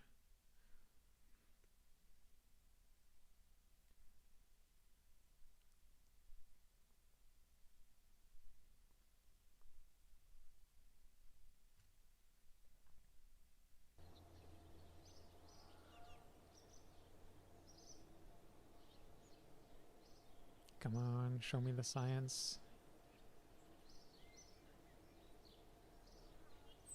Yep, it's the forest biome. So at least that worked out.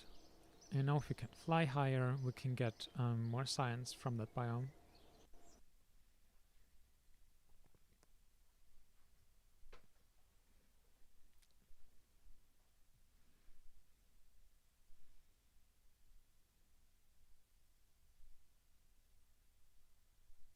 Loading time simulator. Ooh, also reaching 94% RAM. Another reason to close the game very soon. Okay. Now, just a bit. Like this. We'll try that. We will try that.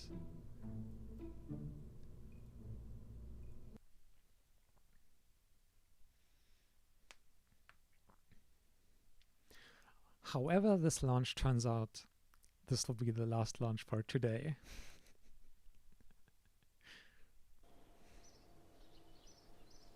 I'll only revert to launch if a bug occurs. That's something I will do.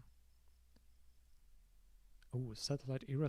Oh, more science packs. So that's an exciting thing for the next stream that we will completely forget to add all the new science experiments to the rocket.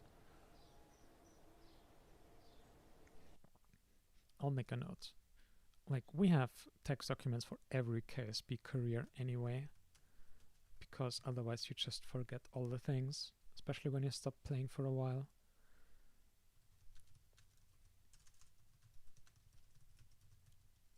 I should add that in our checklist somewhere, or have a checklist for, I don't know. It's probably good to just have in that document. But yeah, planning, organizing. Now, it's really, now we're at the point where it's like, it's probably not enough. But we're flying this. We're flying this now. And it is what it is. Well, actually, that looks pretty good. I'm happy with that turn.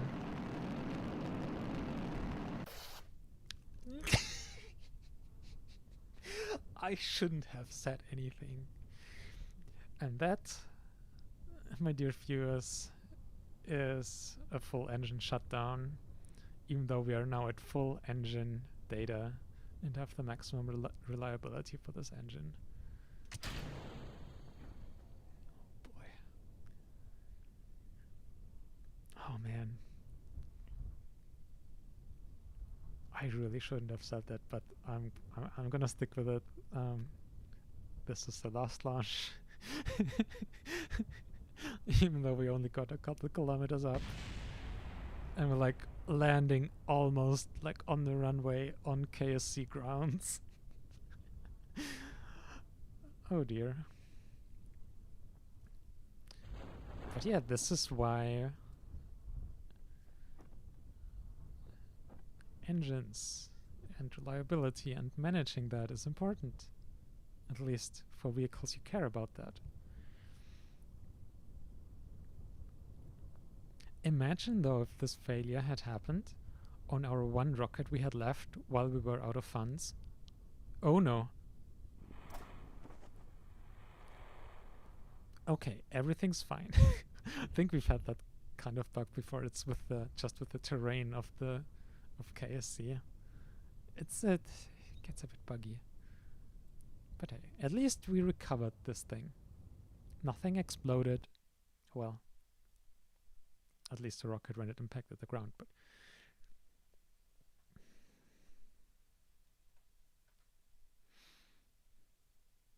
the only thing I will do is put the rocket back in the construction queue. Although we also want to add the new science experiments. I will yeet this one.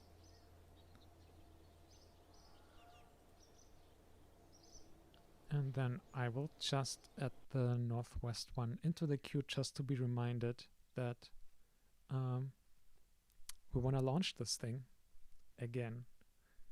And hopefully next time a bit further.